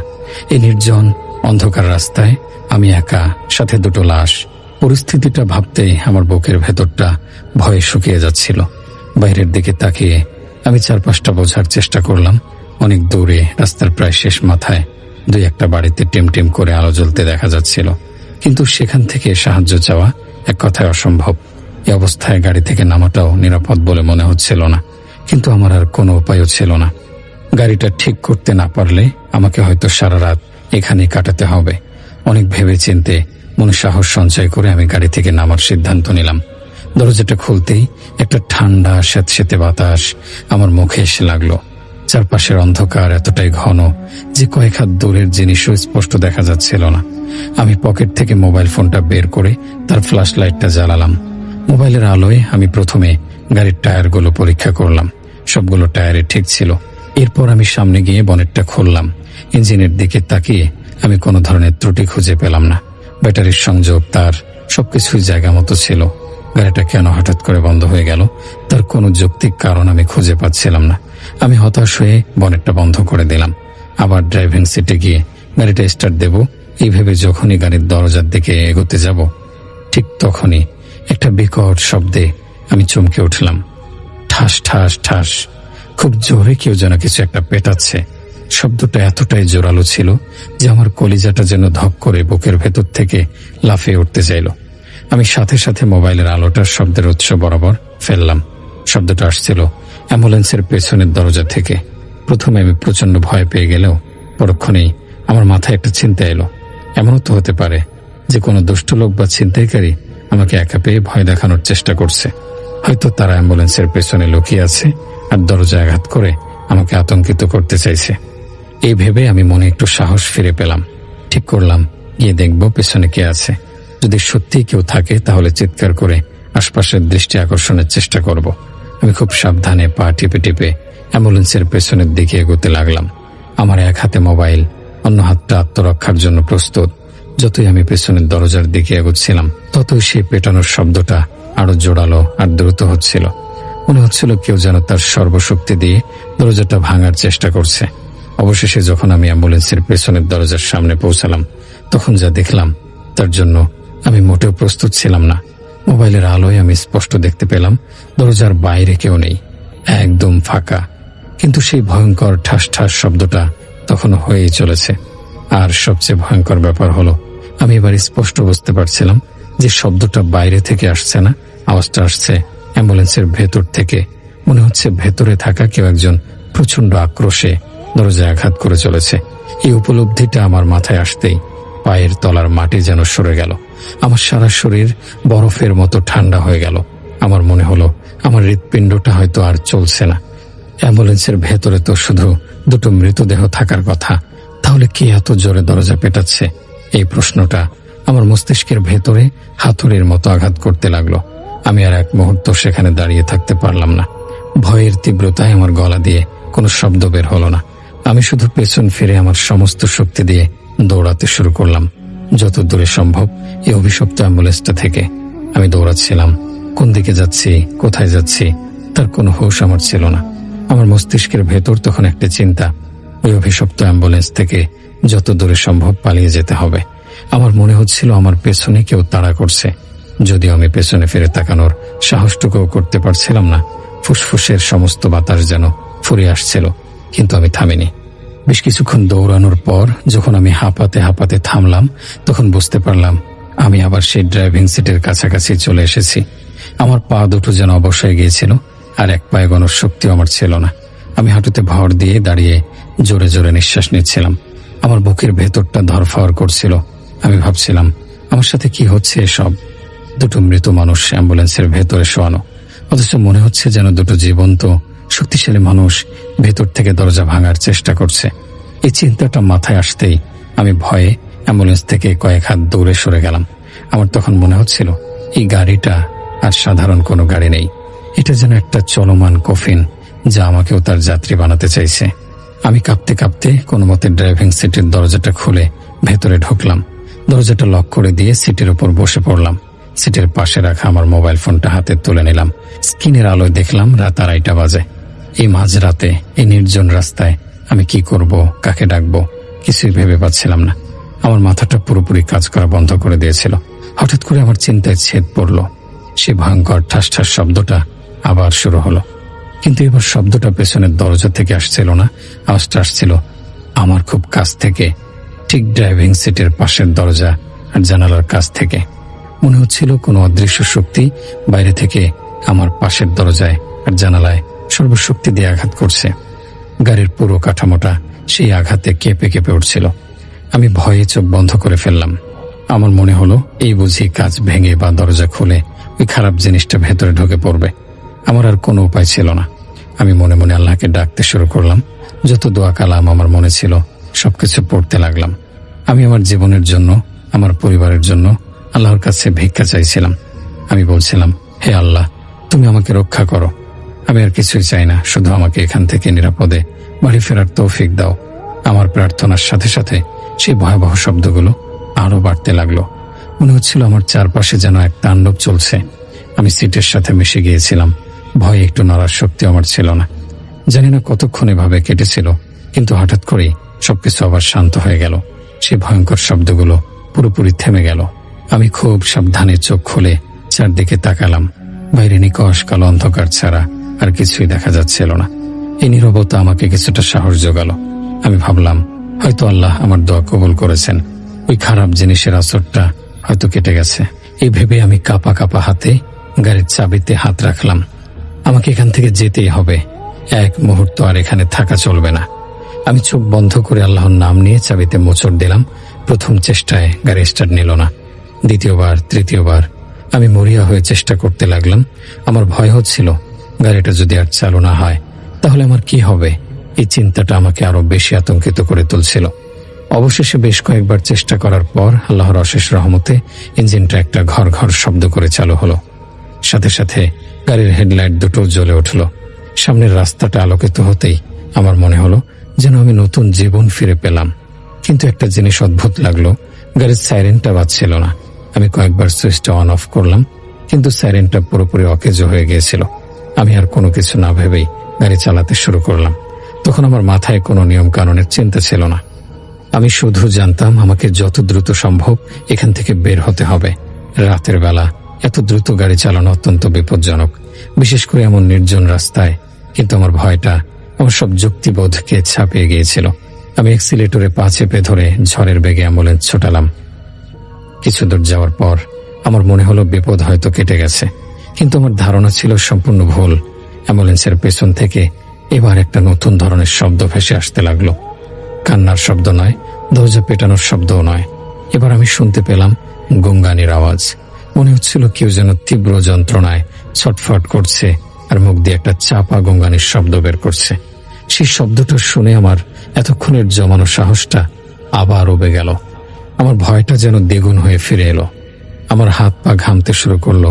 স্টিয়ারিং হুইলটা আমার ঘামে ভেজা হাতে বারবার পিছলে যাচ্ছিল। আমি কোনো মতে গাড়িটাকে নিয়ন্ত্রণে রাখছিলাম। আমার মনে হলো এই ভয়ঙ্কর পরিস্থিতি একা একা সামাল দেওয়া আমার পক্ষে আর সম্ভব না। আমার কারোর সাথে কথা বলা দরকার। কারো কণ্ঠস্বর শুনতে পারলে হয়তো আমার ভয়টা একটু কমবে। এই ভেবে আমি এক হাতে স্টিয়ারিং ধরে অন্য হাতে মোবাইলটা তুলে নিলাম। স্ক্রিনের দিকে তাকিয়ে আমার স্ত্রীর নাম্বারটা ডায়াল করলাম। ফোনটা কানে লাগাতে শুনতে পেলাম, আপনার ডায়াল করা নাম্বারে এই মুহূর্তে সংযোগ প্রদান করা সম্ভব নয়। আমি বারবার চেষ্টা করতে লাগলাম, কিন্তু প্রতিবারই একই উত্তর। আমার স্ত্রীর ফোন সাধারণত কখনো বন্ধ থাকে না। আমার বুকের ভেতরটা অজানা আশঙ্কায় কেঁপে উঠল। এরপর আমি আমার সবচেয়ে কাছের কয়েকজন বন্ধুকে ফোন দিলাম, কিন্তু অবাক করা বিষয় হলো আমি যাকে ফোন করছিলাম তার নাম্বারই বন্ধ আসছিল। এটা কিভাবে সম্ভব? একসাথে এতজনের ফোন বন্ধ থাকতে পারে না। আমার বুঝতে আর বাকি রইল না যে আমি এক গভীর ষড়যন্ত্রের শিকার হয়েছি। কোন এক অশুভ শক্তি আমাকে চারপাশ থেকে ঘিরে ধরেছে, আমাকে একা করে দিয়ে আমার উপর মানসিক অত্যাচার চালাচ্ছে। আমাকে এই ভয়ঙ্কর পরিস্থিতি থেকে একাই বের হতে হবে। আমার সাহায্যের জন্য কেউ আসবে না। এই উপলব্ধিটা আমার ভয়কে এক নতুন মাত্রায় নিয়ে গেল। আমি বুঝতে পারছিলাম এই রাতটা আমার জীবনের সবচেয়ে কঠিন পরীক্ষা নিতে চলেছে। গাড়ি চালাতে চালাতে আমার সমস্ত শরীর যেন অবশ্যই আসছিল। পেছনের সেই তীব্র গঙ্গানির শব্দ আমার স্নায়ুর ওপর প্রচন্ড চাপ সৃষ্টি করছিল। প্রতিটি মুহূর্তে মনে হচ্ছিল এই বুঝি পেছনের দরজা খুলে ওই অবয়ব দুটো আমার ঘাড়ে এসে লাফিয়ে পড়বে। আমি স্টিয়ারিং হুইলটা এত শক্ত করে ধরেছিলাম যে আমার হাতের আঙুলগুলো সাদা হয়ে গিয়েছিল। আমার চোখ ছিল সামনের রাস্তার উপর স্থির, কিন্তু আমার সমস্ত মনোযোগ পড়েছিল পেছনের সেই ভয়ঙ্কর শব্দের দিকে। হঠাৎ করেই আমি খেয়াল করলাম পেছনের গঙ্গানির আওয়াজটা আসা বন্ধ হয়ে গেছে। চারদিকে আবার সেই ভূতরে নীরবতা, কিন্তু এবার আমার মনে এক বিন্দু স্বস্তি এলো না, বরং আমার ভয়টা আরো বেড়ে গেল। আমার এতক্ষণের অভিজ্ঞতা বলছিল প্রতিটি নীরবতার পরেই আরো ভয়ঙ্কর কিছুর আবির্ভাব হয়। আমার মন বলছিল না জানি এবার নতুন কোন বিপদের সূচনা হতে চলেছে। আমি মনে মনে প্রমাদ গুনছিলাম। আমার আশঙ্কাই সত্যি হলো। যা ঘটল তা আমার কল্পনারও বাইরে ছিল। আমি হঠাৎ একটা ডাক শুনলাম। একটা গম্ভীর শীতল কণ্ঠ আমার নাম ধরে ডাকলো, মোজাহের। ডাকটা আসছিল অ্যাম্বুলেন্সের পেছন থেকে, ঠিক যেখানটায় লাশ দুটো রাখা আছে সেখান থেকে। কণ্ঠস্বরটা ছিল একজন পুরুষের। সেই ডাকে কোনো আবেগ ছিল না, ছিল শুধু একটা হিমশীতল শূন্যতা। একজন মানুষ যে কিনা একটা নির্জন রাস্তা দিয়ে দুটো মৃতদেহ নিয়ে একা একটা অ্যাম্বুলেন্সে যাত্রা করছে, সেই মুহূর্তে যদি মৃতদেহ রাখার জায়গা থেকে কেউ তার নাম ধরে ডাকে, তাহলে তার মানসিক অবস্থাটা ঠিক কেমন হতে পারে তা ভাষায় বর্ণনা করা সম্ভব নয়। এটা কেবল সেই বুঝতে পারবে যার সাথে এমন ঘটনা ঘটেছে। আমার সারা শরীর যেন বরফ হয়ে গেল। আমার মনে হলো আমার হৃৎপিণ্ডটা কয়েক মুহূর্তের জন্য স্তব্ধ হয়ে গিয়েছিল। আমি সেই ডাকে সাড়া দেওয়ার মতো অবস্থায় ছিলাম না। আমার গলা দিয়ে কোনো স্বর বের হচ্ছিল না। ঠোঁট দুটো যেন কেউ আঠা দিয়ে জুড়ে দিয়েছে। ভয়ে আমার হাত পা থরথর করে কাঁপছিল। আমি কোনো মতে গাড়িটা রাস্তার উপর সোজা রাখছিলাম। এটাই ছিল আমার কাছে সবচেয়ে বড় চ্যালেঞ্জ। আমি মরিয়া হয়ে নিজেকে বোঝানোর চেষ্টা করলাম এটা আমার মনের ভুল। হয়তো আমি ভুল শুনেছি, হয়তো এটা অন্য কোনো শব্দ যা আমার ক্লান্ত মস্তিষ্ক আমার নাম হিসেবে অনুবাদ করছে।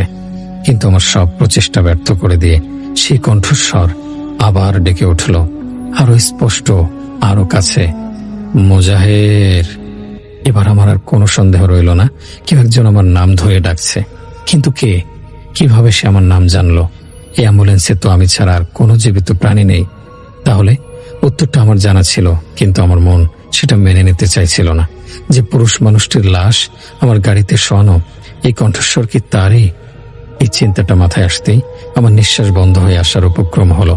আমি সামনের দিকে তাকিয়ে রইলাম, যেন কিছুই শুনিনি। আমার মনে হচ্ছিল যদি আমি কোনো প্রতিক্রিয়া না দেখাই তাহলে হয়তো এই কণ্ঠস্বর থেমে যাবে। কিন্তু আমার ধারণা ছিল সম্পূর্ণ ভুল। সেই হিমশীতল কণ্ঠস্বর এবার একটা প্রশ্ন করে বসলো, যা শুনে আমার কলিজার পানি শুকিয়ে গেল। কণ্ঠস্বরটা বলে উঠল, আমাদেরকে কোথায় নিয়ে যাস? এই প্রশ্নটা ছিল একটা সাধারণ প্রশ্ন, কিন্তু এর প্রেক্ষাপট ছিল অসাধারণ ভয়ঙ্কর। মনে হচ্ছিল দুটো মৃতদেহ যেন জেগে উঠেছে এবং তাদের যাত্রার গন্তব্য সম্পর্কে আমার কাছে জানতে চাইছে। আমি এই প্রশ্নের কি উত্তর দেব? আমি কি বলবো যে আমি তোমাদেরকে তোমাদের শেষকৃত্যের জন্য নিয়ে যাচ্ছি? আমি চাইলেও একটা শব্দ উচ্চারণ করতে পারলাম না। আমার জিভটা যেন তালুর সাথে আটকে গিয়েছিল। আমি যখন কোনো উত্তর দিলাম না, তখন সেই কণ্ঠস্বর আবার কথা বলে উঠল। এবার তার স্বরে ছিল এক ধরনের চাপা আক্রোশ আর আবদার। সে বলল, আমরা তো তোর সাথে থাকতে চাই। এই কথাটা শোনার পর আমার মনে হলো আমার পায়ের তলার মাটি আর নেই। আমি যেন এক অতল গহ্বরে তলিয়ে যাচ্ছি। তোর সাথে থাকতে চাই, এই কথাটার অর্থ কি? তারা কি আমার উপর ভর করতে চায়? আমার জীবনটা কেড়ে নিতে চায়? হাজারো ভয়ঙ্কর চিন্তা আমার মাথায় ঘুরপাক খেতে লাগলো। আমি অনুভব করতে পারছিলাম আমার পেছনে কেউ একজন বসে আছে। আমি তাকে দেখতে পাচ্ছি না, কিন্তু তার শীতল উপস্থিতি আমার ঘাড়ে, আমার পিঠে আমি স্পষ্ট অনুভব করতে পারছিলাম। মনে হচ্ছিল একজোড়া অদৃশ্য চোখ আমার দিকে এক দৃষ্টি তাকিয়ে আছে, আমার প্রতিটি নড়াচড়া পর্যবেক্ষণ করছে। আমার তখন মনে হচ্ছিল আমি আর গাড়ি চালাতে পারবো না। আমার হাত পা আমার নিয়ন্ত্রণ হারাচ্ছিল। আমার মনে হচ্ছিল এই মুহূর্তে গাড়িটা থামিয়ে দৌড়ে পালিয়ে যাই। কিন্তু আমি জানতাম আমি যেখানে যাই ওই খারাপ জিনিসটা আমার পিছু ছাড়বে না। তারা আমার সাথেই থাকতে চায়। আমি চোখ বন্ধ করে ফেললাম। আমার চোখের সামনে আমার স্ত্রী আর মেয়ের মুখটা ভেসে উঠল।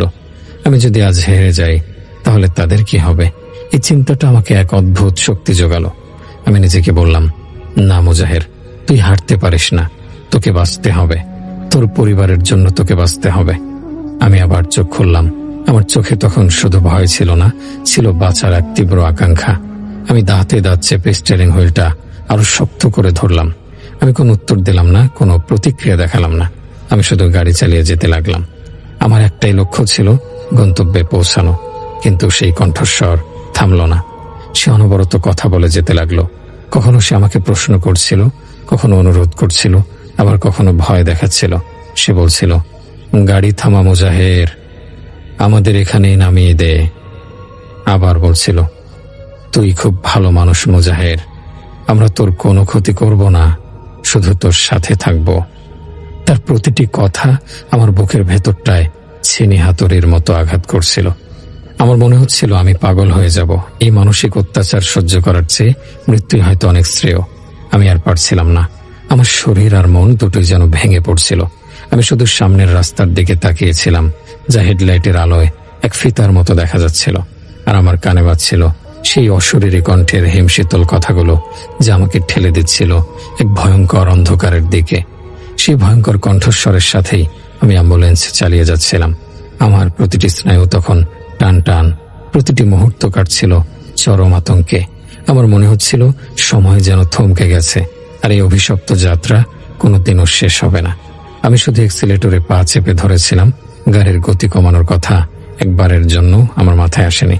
আমার একটাই চিন্তা ছিল, কতক্ষণে আমি লোকালয়ে পৌঁছাবো, কতক্ষণে মানুষের দেখা পাবো। কিন্তু আমার ভাগ্য হয়তো সেদিন অন্য কিছুই লিখে রেখেছিল।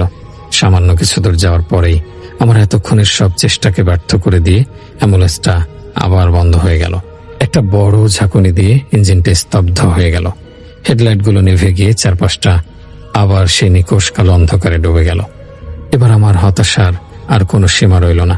আমার মনে হলো আমি যেন এক অদৃশ্য খেলার পুতুল, আর কোনো এক অশুভ শক্তি আমাকে নিয়ে খেলা করছে। সে যখন চাইছে গাড়ি চালাচ্ছে, আবার যখন চাইছে থামিয়ে দিচ্ছে। আমি স্টিয়ারিং হুইলের উপর মাথা রেখে কান্নায় ভেঙে পড়লাম। আমার এতদিনের জমানো সব সাহস, সব মনোবল যেন এক মুহূর্তে চুরমার হয়ে গেল। আমি আর পারছিলাম না। এই অসহনীয় মানসিক অত্যাচার সহ্য করা আমার ক্ষমতার বাইরে চলে গিয়েছিল। আমি চিৎকার করে বলতে লাগলাম, কি চাস তোরা আমার কাছে? কেন আমার সাথে এমন করছিস? আমাকে যেতে দে, আমাকে মুক্তি দে। আমার চিৎকারের জবাবে চারদিকে ছিল শুধু জমাট বাঁধা নীরবতা। কোনো উত্তর এলো না। আমি কিছুক্ষণ ওভাবেই বসে রইলাম। তারপর ভাবলাম, এভাবে বসে থাকলে তো কোনো লাভ হবে না। আমাকে কিছু একটা করতে হবে। না চাইতেও আমাকে গাড়ি থেকে নামতে হলো। এ নিয়ে দ্বিতীয়বার আমি কাঁপতে কাঁপতে গাড়ি থেকে নামলাম। পকেটে হাত দিয়ে মোবাইলটা বের করে ফ্ল্যাশলাইট জ্বালালাম।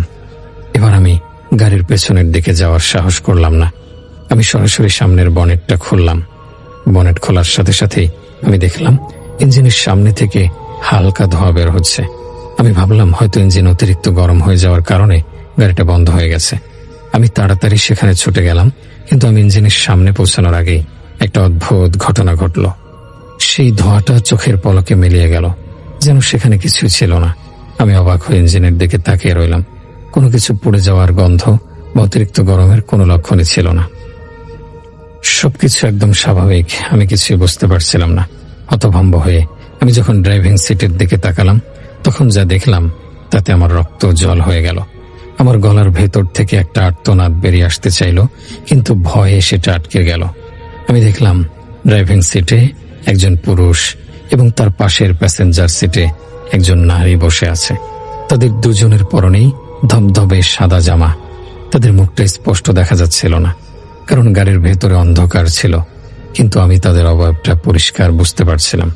তারা স্থির হয়ে বসে আছে, আমার দিকেই তাকিয়ে। এই দৃশ্য দেখে আমি আর স্থির থাকতে পারলাম না। আমার গলা দিয়ে একটা বিকট চিৎকার বেরিয়ে এলো। আমি পেছনে ঘুরে দৌড়ানোর চেষ্টা করলাম, কিন্তু আমার পা দুটো যেন মাটিতে গেঁথে গিয়েছিল। আমি নড়তে পারছিলাম না। আমার চিৎকার শুনে গাড়ির ভেতরে বসে থাকা ওই নারী ও পুরুষ অবয়ব দুটো আমার দিকে তাকিয়ে হাসলো, কিন্তু সেই হাসি কোনো সাধারণ হাসি ছিল না। সেটা ছিল এক জঘন্য, বিভৎস আর বাঁকা হাসি। তাদের ঠোঁটের কোণ দুটো অস্বাভাবিকভাবে কানের দিকে প্রসারিত হয়ে গিয়েছিল। সেই হাসিতে কোনো আনন্দ ছিল না, ছিল শুধু ঘৃণা, আক্রোশ আর পৈশাসিকতা। তাদের সেই হাসি দেখলে মনে হবে যেন সাক্ষাৎ যমদূত কারো জীবন কেড়ে নেওয়ার জন্য হাসছে। সেই ভয়ঙ্কর হাসি দেখে আমার শরীরের সমস্ত শক্তি যেন উবে গেল। আমি মাটিতে পড়ে যাচ্ছিলাম, কিন্তু তার আগেই কোনো এক অজানা শক্তিতে আমি পেছন দিকে দৌড় দিলাম। আমি কতক্ষণ বা কত দূর দৌড়েছিলাম আমার মনে নেই। যখন আমার হোশ ফিরল, তখন দেখলাম আমি অ্যাম্বুলেন্স থেকে বেশ কিছুটা দূরে রাস্তার পাশে হাঁপাচ্ছি। আমি পেছনে ফিরে অ্যাম্বুলেন্সটার দিকে তাকালাম। আমার বুকের ভেতরটা তখনও ধরফর করছিল। আমি দেখলাম ড্রাইভিং সিটে আর কেউ নেই, সিট দুটো খালি। আমার হাত পা অসম্ভবভাবে কাঁপছিল। আমি অ্যাম্বুলেন্স থেকে মাত্র 15-20 কদম দূরে দাঁড়িয়েছিলাম। অ্যাম্বুলেন্সের ভেতরে দুটো লাশ, যা পৌঁছে দেওয়ার দায়িত্ব আমার। একদিকে আমার পেশাগত দায়িত্ব, অন্যদিকে আমার নিজের জীবনের ভয়। এই দুইয়ের মাঝে আমি ছিন্ন ভিন্ন হয়ে যাচ্ছিলাম। আমি কি করব কিছুই বুঝতে পারছিলাম না, কিন্তু আমি জানতাম আমাকে ফিরে যেতেই হবে। এই লাশ দুটো তাদের পরিবারের কাছে পৌঁছে দেয়া আমার কর্তব্য। যদি আমি পালিয়ে যাই, তাহলে আমি নিজের কাছে ছোট হয়ে যাব। তাছাড়া এই নির্জন রাস্তায় পালিয়ে আমি যাবই বা কোথায়? অনেক ভেবে মনের সমস্ত ভয়কে একপাশে সরিয়ে রেখে আমি এক প্রকার বাধ্য হয়ে আবার অ্যাম্বুলেন্সের দিকে এগোতে শুরু করলাম। আমার পা দুটো কাঁপছিল। প্রতিটা পদক্ষেপ আমার কাছে পাহাড় ডিঙানোর মতো কঠিন মনে হচ্ছিল। আমি মনে মনে অনবরত আল্লাহকে ডাকছিলাম আর একটাই দোয়া করছিলাম, হে আল্লাহ, আমাকে শক্তি দাও। আমি যেন আর কোনো ভয়ঙ্কর দৃশ্য বা আওয়াজের সম্মুখীন না হই। দয়া করে এবার অ্যাম্বুলেন্সটা চালু করে দাও। আল্লাহর ওপর অগাধ ভরসা করে আমি কাঁপা কাঁপা পায়ে একদম অ্যাম্বুলেন্সের দরজার কাছে চলে গেলাম। ভেতরে ঢুকতে আমার বুকটা কাঁপছিল। মনে হচ্ছিল এই বুঝি আবার সে অবয়ব দুটোকে দেখতে পাবো, কিন্তু না চাইতেও আমাকে গাড়ির ভেতরে উঠতে হলো। আমি চোখ বন্ধ করে আল্লাহর নাম নিয়ে চাবিতে মোচড় দিলাম, কিন্তু গাড়ি চালু হলো না। আমি আবার চেষ্টা করলাম, হলো না। দ্বিতীয়বার, তৃতীয়বার, চতুর্থবার আমি মরিয়া হয়ে চেষ্টা চালিয়ে গেলাম। আমার সব আশা যখন প্রায় শেষ, তখন পঞ্চমবারে গিয়ে ইঞ্জিনটা ঘর ঘর শব্দ করে জেগে উঠল। সাথে সাথে হেডলাইট দুটো জ্বলে উঠল, তবে সাইরেনটা এবারও বন্ধ ছিল। আমি আর এক মুহূর্ত দেরি করলাম না। গিয়ার ফেলে আমি ঝড়ের বেগে অ্যাম্বুলেন্স ছোটালাম। আমার একটাই লক্ষ্য, যত দ্রুত সম্ভব এই অভিশপ্ত যাত্রা শেষ করা, যত দ্রুত সম্ভব ওই লাশ দুটোকে তাদের ঠিকানায় পৌঁছে দেয়া। আমার মনে হচ্ছিল প্রতিটা মুহূর্ত আমি মৃত্যুর সাথে পাঞ্জা লড়ছি। এই লড়াই আমাকে জিততেই হবে। আমি পাগলের মতো গাড়ি চালাচ্ছিলাম। আমার সামনে তখন কোনো রাস্তা ছিল না, ছিল শুধু একটা লক্ষ্য, গন্তব্য। চারপাশের ঘন অন্ধকার, নির্জনতা আর আমার গাড়ির ইঞ্জিনের শব্দ সবকিছু মিলেমিশে একাকার হয়ে গিয়েছিল। আমার মনে তখন ভয়, আতঙ্ক আর বেঁচে ফেরার এক তীব্র আকাঙ্ক্ষার এক অদ্ভুত সংমিশ্রণ। পিছনের সিটে শুয়ে থাকা নিথর দেহ দুটো আর তাদের সাথে ঘটে চলা একের পর এক অস্বাভাবিক ঘটনা আমার মস্তিষ্ককে প্রায় বিকল করে দিয়েছিল। কিন্তু আমি হাল ছাড়িনি। আমি জানতাম আমাকে পৌঁছাতেই হবে। যখন আমি প্রায় অর্ধেক রাস্তা পার করে ফেলেছি, গন্তব্য আর মাত্র 10-15 মিনিটের পথ বাকি, ঠিক তখনই আমার সাথে এমন এক ভয়ঙ্কর ঘটনা ঘটল যা আমার এতক্ষণের সব ভয়কে হার মানিয়ে দিল। এই ঘটনাটা ছিল আমার সহ্যের শেষ সীমা। আমি তীব্র গতিতে গাড়ি চালাচ্ছিলাম। হঠাৎ আমার অ্যাম্বুলেন্সের হেডলাইটের উজ্জ্বল আলোতে আমি দেখলাম ঠিক রাস্তার মাঝ বরাবর দুটো অবয়ব পড়ে আছে। তাদের সারা শরীর সাদা কাফনের কাপড়ে মোড়ানো, অবিকল সেই দুটো লাশের মতো যা আমার অ্যাম্বুলেন্সের পেছনে রাখা আছে। এই দৃশ্য দেখে আমার বুকের ভেতরটা হিম হয়ে গেল। আমি সাথে সাথে কষে ব্রেক চাপলাম। টায়ারের তীব্র ঘর্ষণের শব্দে রাতের নীরবতা খান খান হয়ে গেল। অ্যাম্বুলেন্সটা একটা প্রচন্ড ঝাঁকুনি খেয়ে রাস্তার উপর আড়াআড়িভাবে দাঁড়িয়ে পড়ল। আমি স্টিয়ারিং হুইলটা শক্ত করে ধরে সামনের দিকে তাকিয়ে রইলাম। আমার চোখ দুটো বিস্ফারিত। আমি স্পষ্ট দেখতে পাচ্ছিলাম কাফনে মোড়ানো ওই লাশ দুটোর মধ্যে হালকা নড়াচড়া শুরু হয়েছে। প্রথমে খুব সামান্য, যেন বাতাসের কারণে কাফনের কাপড় উড়ছে, কিন্তু পরক্ষণেই আমি দেখলাম তাদের হাত পা মৃদুভাবে কাঁপছে। মনে হচ্ছিল যেন তারা জেগে ওঠার চেষ্টা করছে। এই দৃশ্য দেখে আমার আর নিজেকে ঠিক রাখার ক্ষমতা রইল না। আমার মনে হলো আমি হয়তো এবার সত্যিই জ্ঞান হারাবো। কিন্তু ঠিক সেই মুহূর্তে আমার ভেতরের সমস্ত ভয় যেন এক বিন্দুতে এসে জমাট বেঁধে এক ধরনের মরিয়া সাহসে পরিণত হলো। আমি নিজের মনে একটা চূড়ান্ত সিদ্ধান্ত নিয়ে ফেললাম। আমি ভাবলাম, আজ হয় বাঁচব, নয়তো মরব, যা হওয়ার হবে। এই অদৃশ্য শক্তির সাথে আর লুকোচুরি খেলা নয়, এবার হবে সামনাসামনি মোকাবেলা। এই ভেবে আমি আল্লাহর নাম নিলাম। আমার সমস্ত শক্তি এক করে আমি অ্যাক্সিলেটরে পা চেপে ধরলাম। অ্যাম্বুলেন্সটা একটা প্রচন্ড গর্জনে কেঁপে উঠে সামনের দিকে ছুটে চলল। আমার উদ্দেশ্য ছিল একটাই, রাস্তায় পড়ে থাকা ওই কাফন জড়ানো অবয়ব দুটোর উপর দিয়েই গাড়িটা চালিয়ে দেয়া। গাড়িটা যখন ওই অবয়ব দুটোর একেবারে কাছে চলে এলো, তখন আমার চোখ দুটো আপনা আপনি বন্ধ হয়ে গিয়েছিল। আমি দুটো ঝাঁকুনি অনুভব করলাম, যেন আমি দুটো মানুষের উপর দিয়ে অ্যাম্বুলেন্সটা উঠিয়ে দিয়েছি। কিন্তু আশ্চর্যের বিষয় হলো, আমি কোনো চিৎকার, কোনো আর্তনাদ বা কোনো ধরনের শব্দ শুনতে পেলাম না। সবকিছু ছিল আগের মতোই শান্ত, নীরব। আমি চোখ খুলে সামনের দিকে তাকালাম। রিয়ার ভিউ মিররের পেছনে তাকানোর সাহস আমার হলো না। কিন্তু লাশ দুটোকে অতিক্রম করার ঠিক পর মুহূর্তেই অ্যাম্বুলেন্সের পেছন থেকে আবারও সেই প্রচন্ড জোরে জোরে দরজা পেটানোর শব্দ শুরু হলো। ঠাস ঠাস ঠাস। মনে হচ্ছিল কেউ যেন এবার দরজাটা ভেঙেই ফেলবে। শব্দের তীব্রতা আগের চেয়ে অনেক বেশি ছিল। আমার ভয়ের মাত্রা তখন সব সীমা ছাড়িয়ে গিয়েছিল। কিন্তু আমি এবার আর অ্যাম্বুলেন্স থামালাম না। আমি জানতাম, যদি আমি এখন থামি তাহলে আমার মৃত্যু নিশ্চিত। আমি স্টিয়ারিং হুইলটা আরো শক্ত করে ধরে গতি আরো বাড়িয়ে দিলাম। আমি শুধু চালিয়ে যাচ্ছিলাম। পেছনে কি হচ্ছে সেদিকে আমার কোনো ভ্রুক্ষেপ ছিল না। অবশেষে কয়েক মিনিট পর আমি দূরে আলো দেখতে পেলাম, মানুষের বাড়ি ঘরের আলো। আমি বুঝতে পারলাম আমি গন্তব্যের কাছাকাছি চলে এসেছি। সেই আলো দেখে আমার মনে যে কি পরিমাণ স্বস্তি এসেছিল তা আমি ভাষায় প্রকাশ করতে পারবো না। আমি আরো দ্রুত চালিয়ে অবশেষে সেই নির্দিষ্ট বাড়িটার সামনে এসে অ্যাম্বুলেন্স থামালাম। গাড়িটা থামিয়ে আমি একটা লম্বা স্বস্তির নিঃশ্বাস ফেললাম। মনে হলো যেন আমি সাক্ষাৎ মৃত্যুর মুখ থেকে ফিরে এলাম। আমি এক মুহূর্ত দেরি না করে কাঁপা কাঁপা হাতে লাশের পরিবারকে ফোন দিলাম। রিং হওয়ার 2 মিনিটের মধ্যেই কয়েকজন লোক বাড়ি থেকে বেরিয়ে এলেন। তাদের চোখে মুখে ছিল স্বজন হারানোর বেদনা। আমি গাড়ি থেকে নেমে পেছনের দরজাটা খুলে দিলাম। তাদের সাহায্য নিয়ে লাশ দুটোকে নামিয়ে দিলাম। তারা যখন লাশ গ্রহণ করছিল তখন আমার সারা শরীর কাঁপছিল। আমি তাদের কাছে লাশ বুঝিয়ে দিয়ে কোনো কথা না বাড়িয়ে, কোনো টাকা পয়সার লেনদেন না করেই সঙ্গে সঙ্গে সেখান থেকে অ্যাম্বুলেন্স নিয়ে রওনা হয়ে পড়লাম। আমার তখন আর এক মুহূর্ত সেখানে থাকতে ইচ্ছা করছিল না। আমি শুধু চেয়েছিলাম যত তাড়াতাড়ি সম্ভব এই অভিশপ্ত জায়গা থেকে দূরে চলে যেতে। হাসপাতালের দিকে ফেরার পথে আর কোনো অনাকাঙ্ক্ষিত ঘটনা ঘটেনি। রাস্তাঘাট তখন ভোরের আলোয় হালকা আলোকিত হতে শুরু করেছে, কিন্তু আমার মনের ভেতরটা তখন অন্ধকারে ডুবেছিল। আমার বারবার মনে হচ্ছিল কেউ একজন আমার দিকে তাকিয়ে আছে।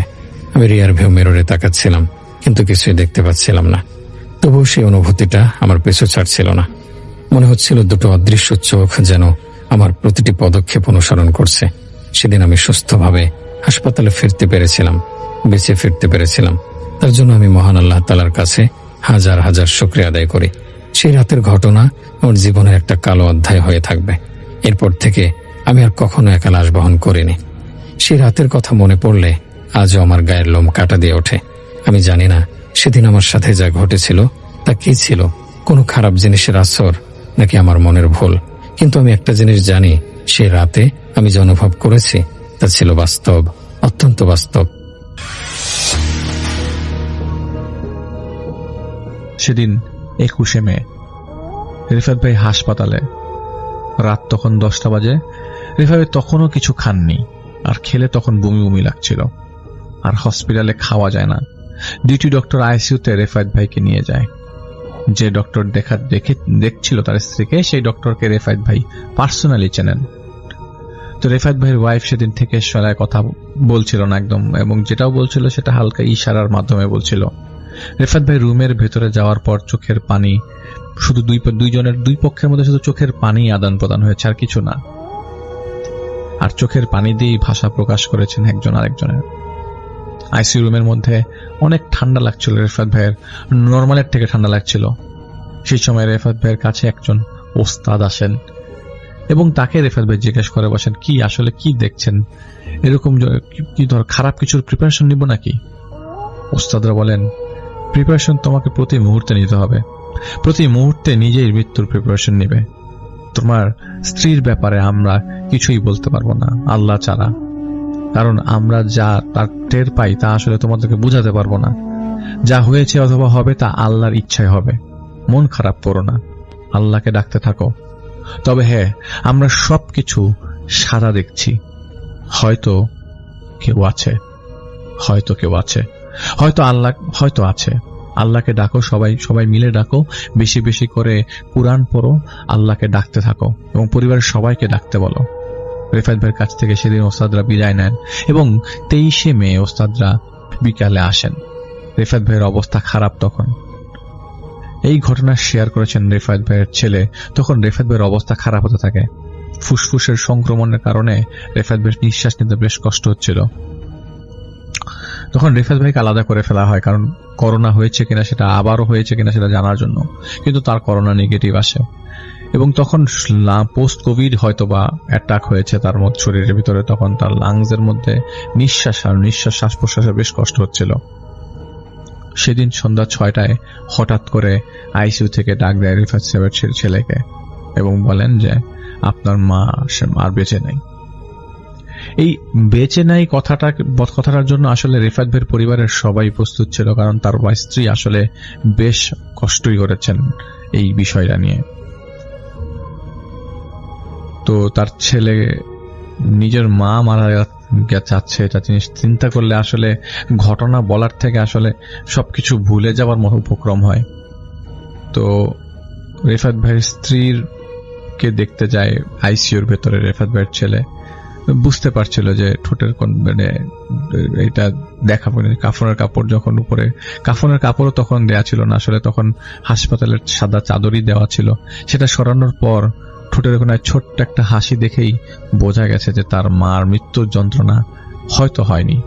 যাই হোক, রেফায়েত ভাই সহ্য করতে পারেননি এবং এরপরে তাকে এটা আইসোলেট করে ফেলা হয় এবং পরবর্তীতে তার অবস্থা আস্তে আস্তে খারাপ হতে থাকে। প্রথমে 10% থাকলেও পরে 30% হয়ে যায়, ইনফেক্টেড হয়ে যায় তার লাংস, এবং তাকে হাসপাতালে অ্যাডমিট করে ফেলা হয়। একটা পর্যায়ে আর কাউকে তিনি চিনছিলেন না। হঠাৎ করেই উল্টা পাল্টা এবং কথা বলছিলেন, তার মাকে ডাকছিলেন, তার মাকে দেখছিলেন, তার মা তার পাশে দাঁড়িয়ে আছে, চিৎকার করছিলেন। সব মিলে প্রথমে বেডে রাখা হলেও পরে তাকে আবার আইসিইউতে শিফট করা হয়, সেটা পরের ঘটনা। আসলে কষ্টে বুকটা ফেটে যাচ্ছিল, কিন্তু সে কোনো কথা তেমন কাউকে বলতে পারেননি, সেটা বুঝা যাচ্ছে। শুধু এটুকুই বুঝছিলেন তার আশেপাশে কেউ আছে এবং বলছিলেন যে তার আশেপাশে কেউ আছে। তিনি ফিল করতে পারছিলেন, কিন্তু কাউকে দেখছিলেন না। এটা হচ্ছে রেফায়েত ভাইয়ের ছেলে। তো তার স্ত্রীর দাফন করা হয়। তো দাফন করার পরে তার ছেলে তার কবরের পাশে অনেকক্ষণ ছিল। তো সেটাই বলছিল যে তার বুকটা ফেটে যাচ্ছিল, কিন্তু বুঝতে পারছিলেন তার পাশে কেউ আছে, কিন্তু কাউকে দেখতে পারছিলেন না। তিনি ফিল করতে পারছিলেন, কিন্তু দেখছেন না কাউকে। তো প্রায় 20 জনের মতো ওস্তাদরা আসে এবং তারা আসলে জানা যাওয়ার পরে, কিন্তু তারা সামনে ছিল না। তো দাফনের পরে তারা কবর জিয়ারত করতে আসে। তো সবাই মিলে জিয়ারত করে, এটা বোঝা যাচ্ছিল। পরে এটা রেফায়েত ভাইয়ের কাছ থেকে তিনি জানেন এবং রেফায়েত ভাইয়ের ছেলে বলছিল যে ওই জায়গাটা তার খুব ভারী লাগছিল এবং একটা পর্যায়ে তিনি বসে পড়েন, কবরের পাশে তিনি বসে পড়েন এবং তখন রাত 9টা 9:30 বাজে। তো বুঝতে পারছিল তারা এসছেন এবং তিনি বসেছিল কবরের পাশে। হঠাৎ করে তার কাঁধে কেউ হাত বুলিয়ে গেছে। এই প্রথমবারের মতো রেফায়েত ভাইয়ের ছেলে কিছু ফিল করেছে। রাত তখন 10টা বেজে গেছে। এদিকে ডক্টররা তার বাবার জন্য দোয়া করতে বলে দিয়েছে। মানে ছেলেটার মধ্যে তখন আরো এক টেনশন, পরিবারের মধ্যে সবার মধ্যে আরো একটা টেনশন। তো দাফন করে বাসায় গোসল বাসায় গোসল শেষ করে তিনি গভীর রাতে হাসপাতালে আসেন। হাসপাতালে সারা রাত কাটানোর পর সকালে রেফাত ভাইকে দেখতে গেলে দেখা যায় রেফাত ভাই উল্টা কথা বলছে এবং সব তার ছোটবেলার কথাবার্তা, তার মার সাথে কথাবার্তা বলছে। তো ওখানে এক নার্স তার ছেলেকে ডেকে বলা যায় ওনার সাথে কি কোনো জিনজিন আছে নাকি ভাই? রিফাত ভাইয়ের ছেলে বলে, এই প্রশ্ন করা কেন করলেন? তখন নার্স বলল যে উনি রুমের ভেতরে কাউকে দেখছিলেন এবং কারোর দিকে ইশারা করছিলেন। ওইদিকে আমি তাকাই এবং আমি দেখি যে জিনিসটা অদৃশ্য হয়ে গেল। উনি ইশারা করছে, উনির মতো দেখছে, আমিও সেই জায়গায় দেখলাম, কিন্তু অদৃশ্য হয়ে গেল।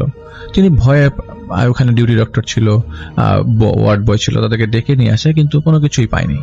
তো নার্স বলেছে উনি হয়তো কাউকে দেখছিলেন ওই মুহূর্তে, এবং নার্স একটা জিনিস ফিল করেছেন, এটা অন্য কেউ ওই মুহূর্তে থাকা অবস্থায় ফিল করে না, কারণ নার্সের সাথে তার আরেকজন কলিগ ছিল, সে ফিল করে না, কিন্তু নার্স ফিল করেছে যে ওই মুহূর্তে চাপা কান্নার শব্দ পাওয়া গেছে। আর কালো একজনকে এক কর্নারে বরাবর তিনি দেখেছেন এবং স্পষ্ট দেখেছেন এবং ভয় পেয়েছিলেন, অনেকটা ভয় পেয়েছিলেন এবং বেশ ভালোই ভয় পেয়েছিলেন এবং সবাইকে ডেকেও নিয়ে আসছিলেন দুইবারের মতো।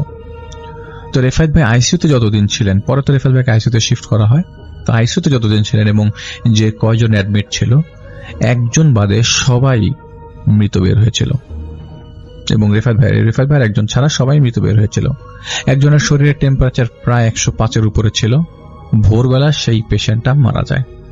আর একজন সুস্থ হচ্ছিল এবং সবাই আশাও করেছিল যে লোকটা সুস্থ হয়ে যাবে, পরের দিন সে মানুষটা মারা যায়। রেফাত ভাইয়ের ছেলে ধরে নিয়েছিল রেফাত ভাই হয়তো এই যাত্রায় এইখানে ইতি টানবেন, কিন্তু আল্লাহ চেয়েছিল অন্য কিছু। হয়তো রেফাত ভাই সুস্থ হতে লাগলো, ধীরে ধীরে বলতে লাগলেন সবকিছু, কথায় কথায় বলে দেন যে আইসিইউতে তিনি যারা মারা যাচ্ছিল তাদেরকে কেউ না কেউ তার মারা যাবার আগের দিন তিনি স্বপ্নে দেখেছেন। যেমন যে ওই রুমের প্রথম যে মানুষটা মারা যায়, সেই মানুষটা মারা যাওয়ার আগের দিন তিনি স্বপ্নে দেখেন যে এই রুম থেকে একটা লাশ বেরোচ্ছে, কিন্তু স্বপ্নের কথা তিনি কাউকে বলতে পারছিলেন না, তার মুখ দিয়ে জবান বন্ধর মতো অবস্থা ছিল। আর লাশগুলো কেমন একটা অটোমেটিক স্ট্রেচারে করে বের হচ্ছে, এবং এটা প্রথমে তিনি মনে করেছেন যে তিনি একটা আইসিইউতে আছেন এবং ওই জায়গাতে তার স্ত্রী কয়েকদিন আগে মারা গেছে। এই জিনিসটা চিন্তা করে তার হয়তো খারাপ লাগছিল, হয়তো আসলে তখন তার শরীরের অবস্থা খারাপ ছিল দেখে তিনি কাউকে কিছু বোঝাতে পারেননি। ঠিক পরের দিন আরেকজন মারা যায়, এবং এই মারা যাওয়ার আগের দিন গেল সেদিন রাতে, সেদিন তিনি দেখেছেন জানালা দিয়ে একটা লাশকে জানি ফেলে দিয়েছে।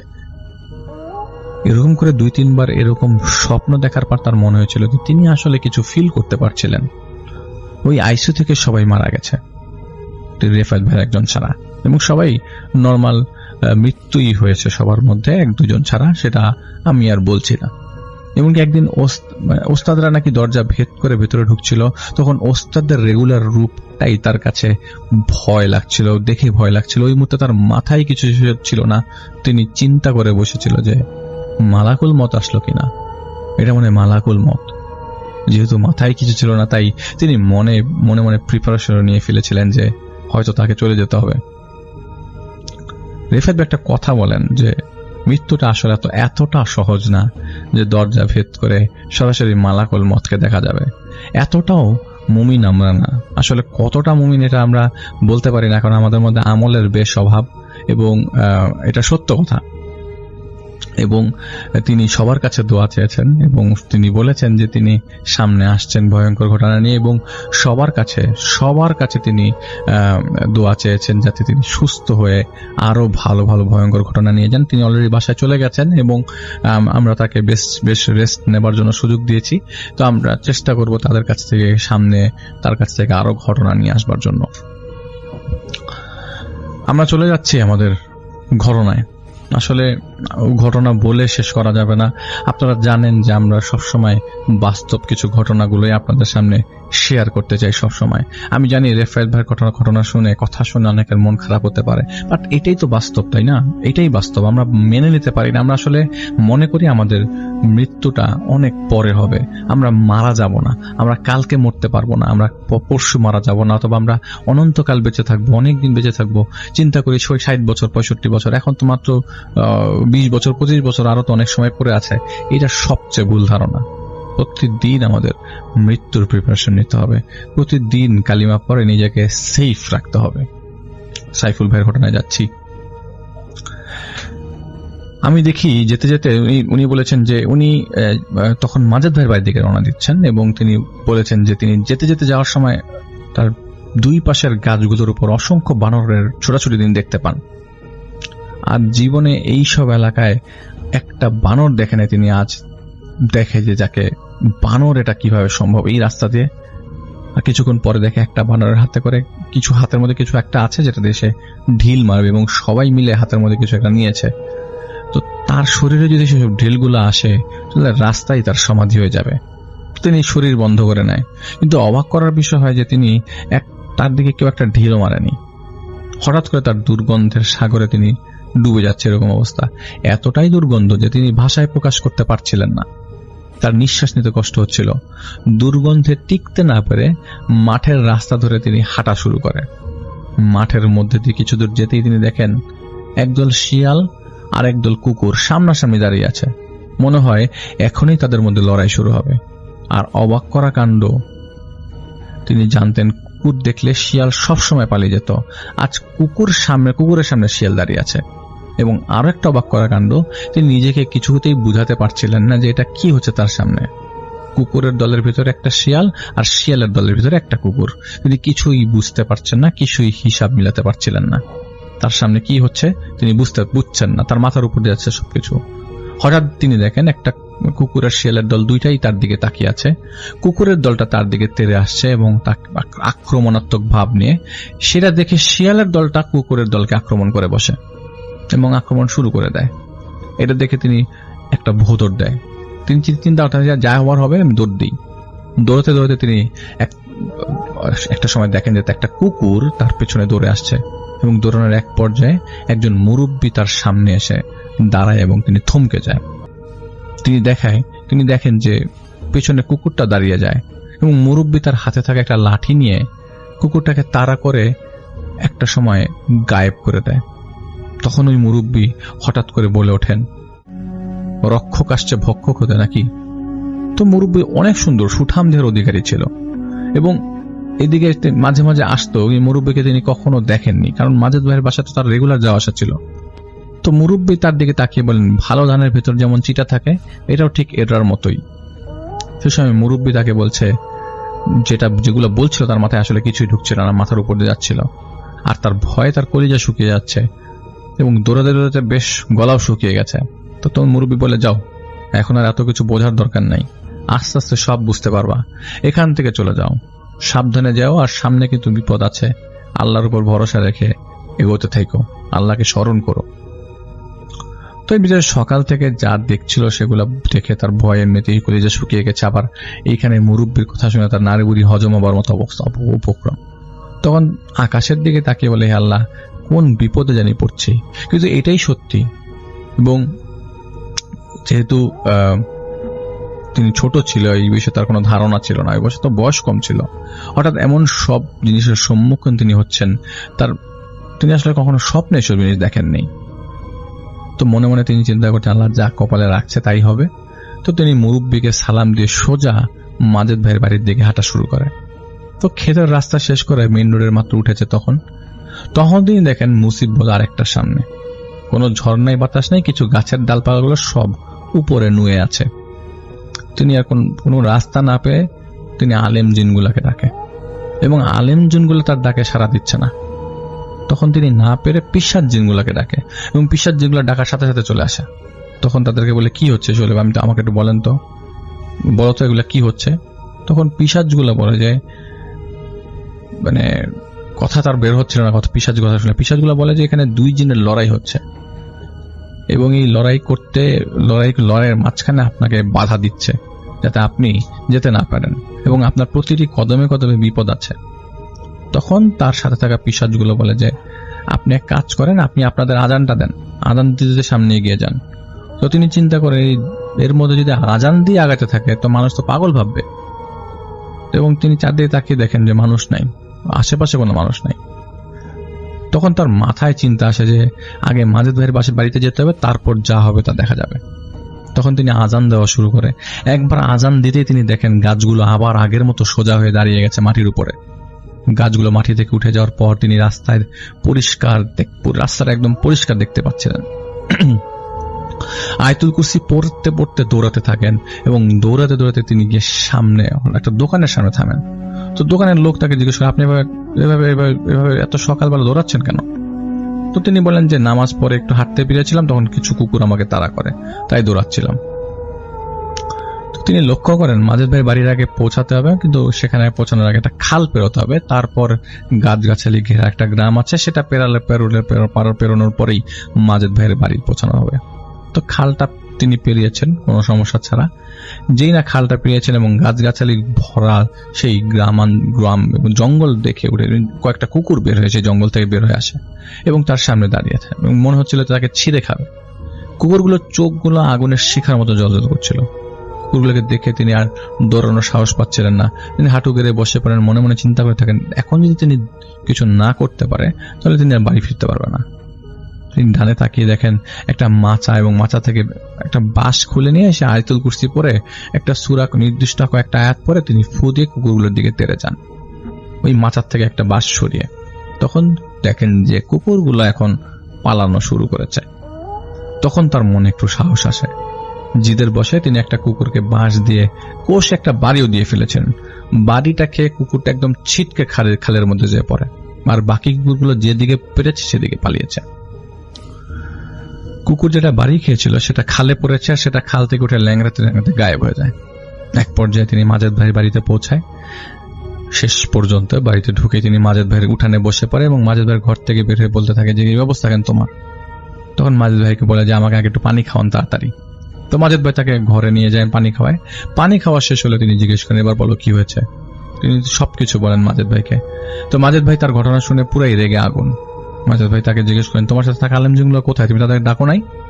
তো তিনি বলেন যে সাইফুল ভাই বলেন যে হ্যাঁ আমি ডেকেছিলাম কিন্তু ওরা কোনো সাড়া দেয়নি। তো মাজেদ ভাই বলে যে এখন ডাকো তো, দেখো আসে কিনা। তিনি তখন আলেমজিনগুলোকে ডাকার চেষ্টা করেন, সাথে সাথে আলেমজিন চলে আসে। তখন সে আলেমজিন এসে জিজ্ঞেস অনেকবার চেষ্টা করে, বলে যে আমরা অনেকবার চেষ্টা করেছি আসার জন্য কিন্তু আসতে পারিনি, আসার সময় সমস্যা হয়েছে, ঢুকতে পারিনি, তোমার কাছে আসতেই পারিনি, কিন্তু কিন্তু আমাদের সাথে জিনগুলো তোমার কাছে পাঠিয়েছিলাম। তো তিনি বলেন যে সাইফুল ভাই বলে কই আমি তো কাউকে পাই নাই, সারা রাস্তায় আস্তে আস্তে আমার অনেক ঝামেলা হয়েছে। তখন সে আলেম চিন্তা বলে তুমি আসার সময় দেখেছো শয়তানদের লড়াই হচ্ছিল, অল্প সংখ্যক শয়তান ছিল, অনেকগুলো শয়তান একসাথে মারামারি করছে, ওই মুহূর্তে অল্প সংখ্যক শয়তান ছিল। তো তুমি যদি আর শয়তানদের সাথে তারাই তোমার হয়ে তারা শয়তানের সাথে লড়াই করেছে, যাতে তুমি এখানে এতটুকু পর্যন্ত আসতে পারো। তো তারা শয়তানের সাথে লড়াই করছে দেখে তুমি সুযোগ পেয়েছো, তাই তোমার সাথে তারা কথা বলার সুযোগ পায়নি, তাই তুমি বুঝতেও পারোনি তারা যে তোমার সাথে আছে। তখন সাইফুল ভাই বলে যে আপনারা একের ওপরের সাথে লড়াই করছেন কেন, আপনারা তো একই জাতি। তখন আলেম জিনটা বলে যে তোমরা যে মানুষ একজন একজন সাথে লড়াই করো ঠিক তেমনি আমাদের মধ্যে লড়াই হয়। তখন সে আলেম জিনটা তাকে বলে যে তোমাকে বাঁচানোর জন্যই, তোমাকে আসলে তুমি যাতে ঝামেলা না পড়ো সেজন্য এই পন্থা অবলম্বন করেছে, তোমার সাথে কথা না বলে তাদের সাথেই আসলে মারামারিতে লিপ্ত হয়েছে আমাদের টিমের লোকজন।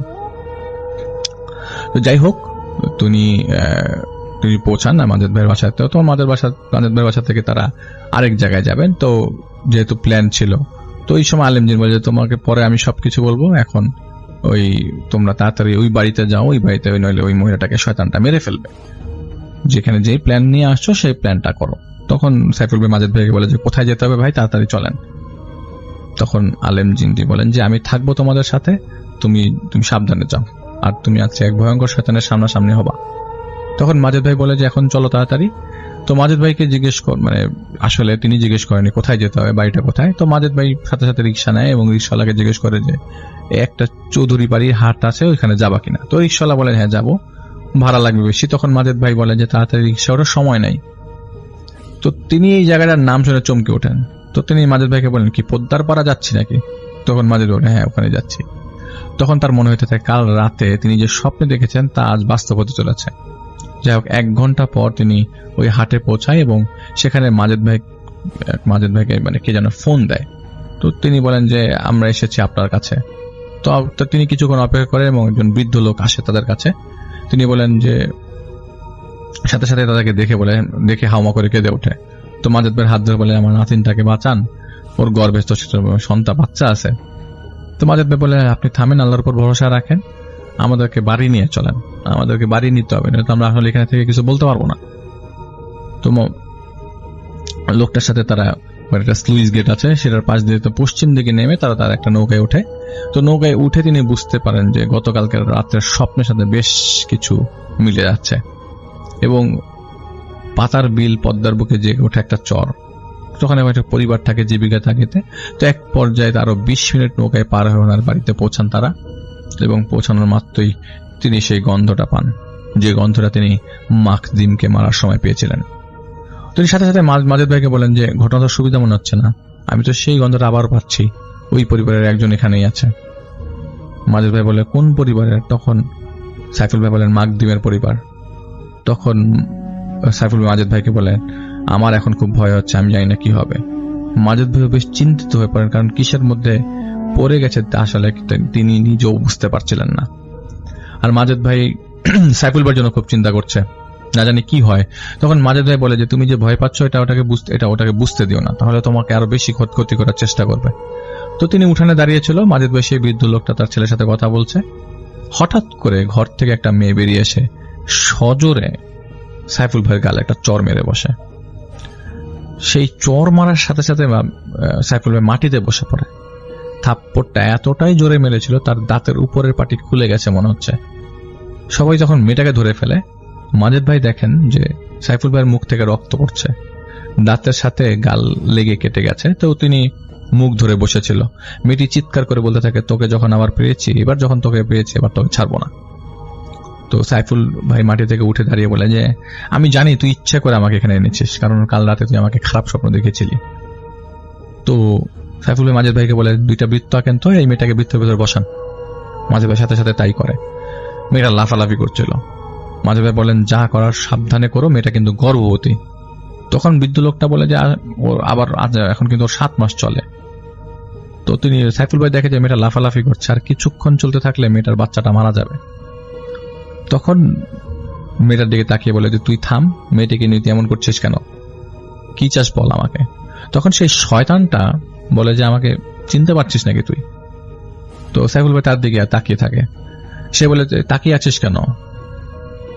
তো এদিকে তার সাইফুলের প্রচন্ড দাঁতে ব্যথা, তো তিনি চুপ করেছিলেন। তো আস্তে করে তিনি বলেন তুই কে, বোগদাদের ভাই নাকি? সে বলে হ্যাঁ। তো সাইফুল ভাই জিজ্ঞাসা তোর নাম কি? সে বলে আরে বাবু তুই আমার নাম ভুলে গেলি কেমন করে? এবং শয়তানটা যে বাবু বলেছে এটা বলার সাথে সাথে তিনি বুঝে গেছেন এটা মাকদিম।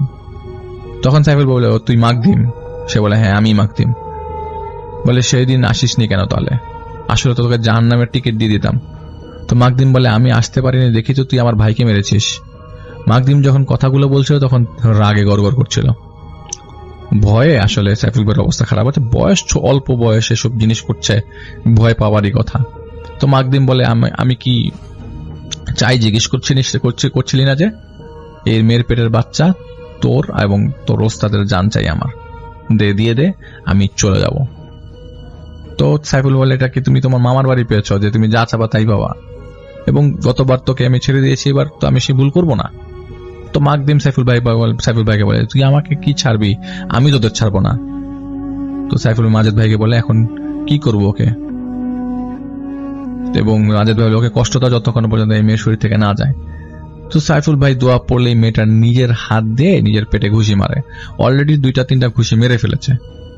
তো সাইফুল ভাইকে বলে তুই যদি না থামিস তোর এই মেয়ের পেটের ভেতর থেকে এখনই বাচ্চাটা বের করে ফেলবো এবং তোর সামনে চিবিয়ে খাবো। এদিকে সাইফুল ভাইয়ের মুখের ভেতরটা বেশ ব্যথা করছিল, তিনি তখনও গালে হাত দিয়ে রেখেছে। তখন মাকদিম বলে যে একটা থাপ্পড় খেয়ে অবস্থা, আর সেদিন তুই আমার ভাইয়ের দেহ টুকরো টুকরো করে আমার ভাইকে মেরে কতটা কষ্টে মেরেছিস। তো সাইফুল ভাই বলে তোর ভাই অন্যায় করেছে তাই তোর ভাই সাজা পেয়েছে, তাতে আমার কি দোষ? তো মাকদিম বলে আমার ছোট্ট ভাইটা ভুল করেছে তাই বলে তাকে মেরে দিবি? আরে তোরা তো মানুষের বাচ্চা, এটা মেরে ফেললি কিভাবে তুই? তো এই বলে মেয়েটাকে 2টা আছাড় দেয় সাথে সাথেই, এবং মেয়েটার ব্লিডিং শুরু হয়ে যায়। সাইফুল ভাই দোয়া পড়ছে আর আলেম জিনটাকে ডাকছে, কিন্তু কোনো সাড়া পাচ্ছে না। এমত অবস্থায় তিনি কি করবো তিনি বুঝতে পারছিলেন না। তিনি জোরে জোরে দোয়া পড়ছিল। মেয়েটা প্রস্রাব করে দেয় বৃত্তের ভেতর, এবং তিনি দোয়া পড়ছে, হঠাৎ করে পেছন থেকে একটা তাল গাছের তালের কাছা মানে সজোরে তালের গাছ থেকে একটা আটি এসে সজোরে তার পিঠে এসে তার দম বন্ধ হয়ে যাওয়ার মতো অবস্থা হয়ে যায় এবং তিনি অজ্ঞান হয়ে যান। তো সাইফুল ভাই অজ্ঞান হয়ে যায়, কিন্তু অজ্ঞান হওয়ার সাথে সাথে তিনি অজ্ঞান হওয়ার আগে তিনি দেখেছিলেন যে মেয়েটার বৃত্তের ভেতর থেকে বের হয়ে নদীর পাড়ের দিকে দৌড় দিচ্ছিল। তখন আর সাইফুল ভাই কথা বলতে পারছিল না এবং তিনি খালি মাজেদ ভাইকে ইশারা দিয়ে বলছিল যে মেয়েটার পেছনে যান, নইলে মেয়েটা বাঁচবে না। তো মাজেদ ভাই তার পরিবারের মেয়েটা পিছনে দৌড় দেয় আর তিনি অজ্ঞান হয়ে জায়গায় পড়ে থাকে। এরপরে তার আর কোনো কিছু মনে ছিল না। হঠাৎ করে তার চোখ খোলে আলেম জিনের কোলের মধ্যে। এই প্রথম বাস্তবে তিনি জিনের এত কাছাকাছি। তিনি তাকে একটা ফু দেয় এবং একটা লাঠি হাতে দিয়ে বলেন যে ওদেরকে রক্ষা করো এবং আমি তোমার পেছনে আছি, আল্লাহ আছেন। তিনি সাথে সাথে সেদিকে দৌড় দেয় এবং মেয়েটি মাজেদ ভাইয়ের পেছনে দৌড় দেয়। তিনি গিয়ে দেখে মেয়েটা একটা জায়গায় অজ্ঞান হয়ে পড়ে আছে এবং তার পাশে একটা বাচ্চাটার মাথা ছিল না। মাজেদ ভাই পড়ে আছে আরেক পাশে অজ্ঞান হয়ে কাদার মধ্যে। ঠিক তখনই তার পাশে গিয়ে দেখে তিনি একটা অবয়ব দাঁড়িয়ে আছে। সাইফুল ভাইয়ের দিকে রাগান্বিত চোখে সাইফুল ভাই দেখে নদীর পাশের গাছপালাগুলো সব এখনই ভেঙে পড়বে। মাজেদ ভাই তখন আস্তে আস্তে মাথা উঁচু করে তার দিকে তাকিয়ে আছে। জ্ঞান ফেরার পর হঠাৎই সাইফুল ভাই কিছু শব্দ শুনতে পায় পেছন থেকে, মনে হচ্ছে শত শত মানুষ দৌড়িয়ে আসছে। মাজেদ ভাই অবাক হয়ে তাকিয়ে আছে এবং তিনি পেছনের দিকে তাকিয়ে আছে। 3 বা 4 সেকেন্ড পরেই লোহা বাড়ি লাগে যেরকম শব্দ হয়, সারা নদীর পারে সেরকম শব্দ শোনা যাচ্ছিল। আর মাথা ছাড়া বাচ্চার লাশটা নিয়ে দাঁড়িয়ে থাকা অবয়বটা নদীতে ঝাঁপ দেয়।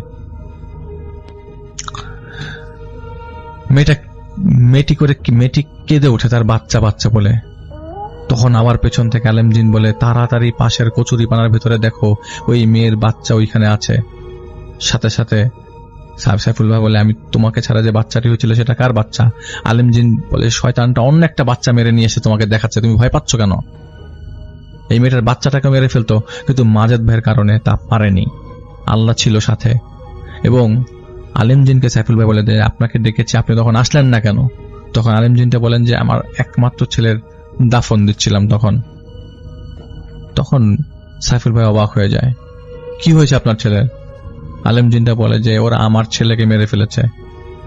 তখন কচুরিপানা থেকে মাজেদ ভাই সেই মেয়েটির বাচ্চাটাকে নিয়ে আসে। মাজেদ ভাই বাচ্চাটাকে নিয়ে এসে মেয়েটার কোলে দেয়। সাথে সাথে মেয়েটি তার বাচ্চাটাকে, মানে প্রিমেচার বাচ্চা, সাথে সাথে বের হয়ে যায় আর কি। যাই হোক, মেয়েটার হাতে দিয়ে দেয় এবং সেখান থেকে আলেমজিনটা মেয়েটার চোখে থেকে তাকে ছিল অনেকক্ষণ এবং বাচ্চাটিকেও আলেমজিনটি আদর করেছে, কিন্তু সেটা সে বোঝে নাই। তো যাই হোক, এটা পরে ওই আলেমজিনটা চলে যায় এবং এতটুকু পর্যন্ত তিনি আমাদেরকে ঘটনাটি পাঠিয়েছেন।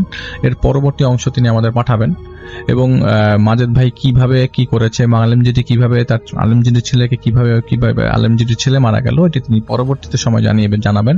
এবং এটা কোনো অর্ধেক পাঠানো ঘটনা না, এটা যতটুকু পাঠানো ততটুকুই ঘটনা এবং এটার কন্টিনিউশন আসলে ওনার লাইফের সাথে ঘটনাগুলো, এগুলির সাথে একটা ঘটনা, একটা সিঙ্গেল ঘটনা না। এইটা তিনি আমাদেরকে রেগুলার পাঠিয়ে যাবেন এবং এটা কোনো পার্ট বাই পার্ট না, এটা উনি যতটুকু পাঠাচ্ছেন আমরা ততটুকুই শেয়ার করছি। সো আপনারা এটা অন্যভাবে নেবেন না। আসসালামু আলাইকুম রাসেল ভাই, ধন্যবাদ আমাকে ভূত এফএমের সুযোগ করে দেওয়ার জন্য। আজকে আমি যে ঘটনাটা শেয়ার করব রাসেল ভাই, এটা আসলে আমার নিজের চাচাতো ভাইয়ের সঙ্গে ঘটে যাওয়া একটি ঘটনা।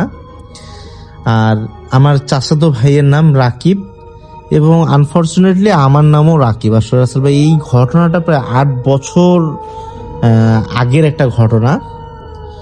আর যিনি অ্যাম্বুলেন্স চালাইতেন, এটা কিন্তু অ্যাম্বুলেন্স প্লাস আসলে একটা নদীর পাশের ঘটনা আর কি।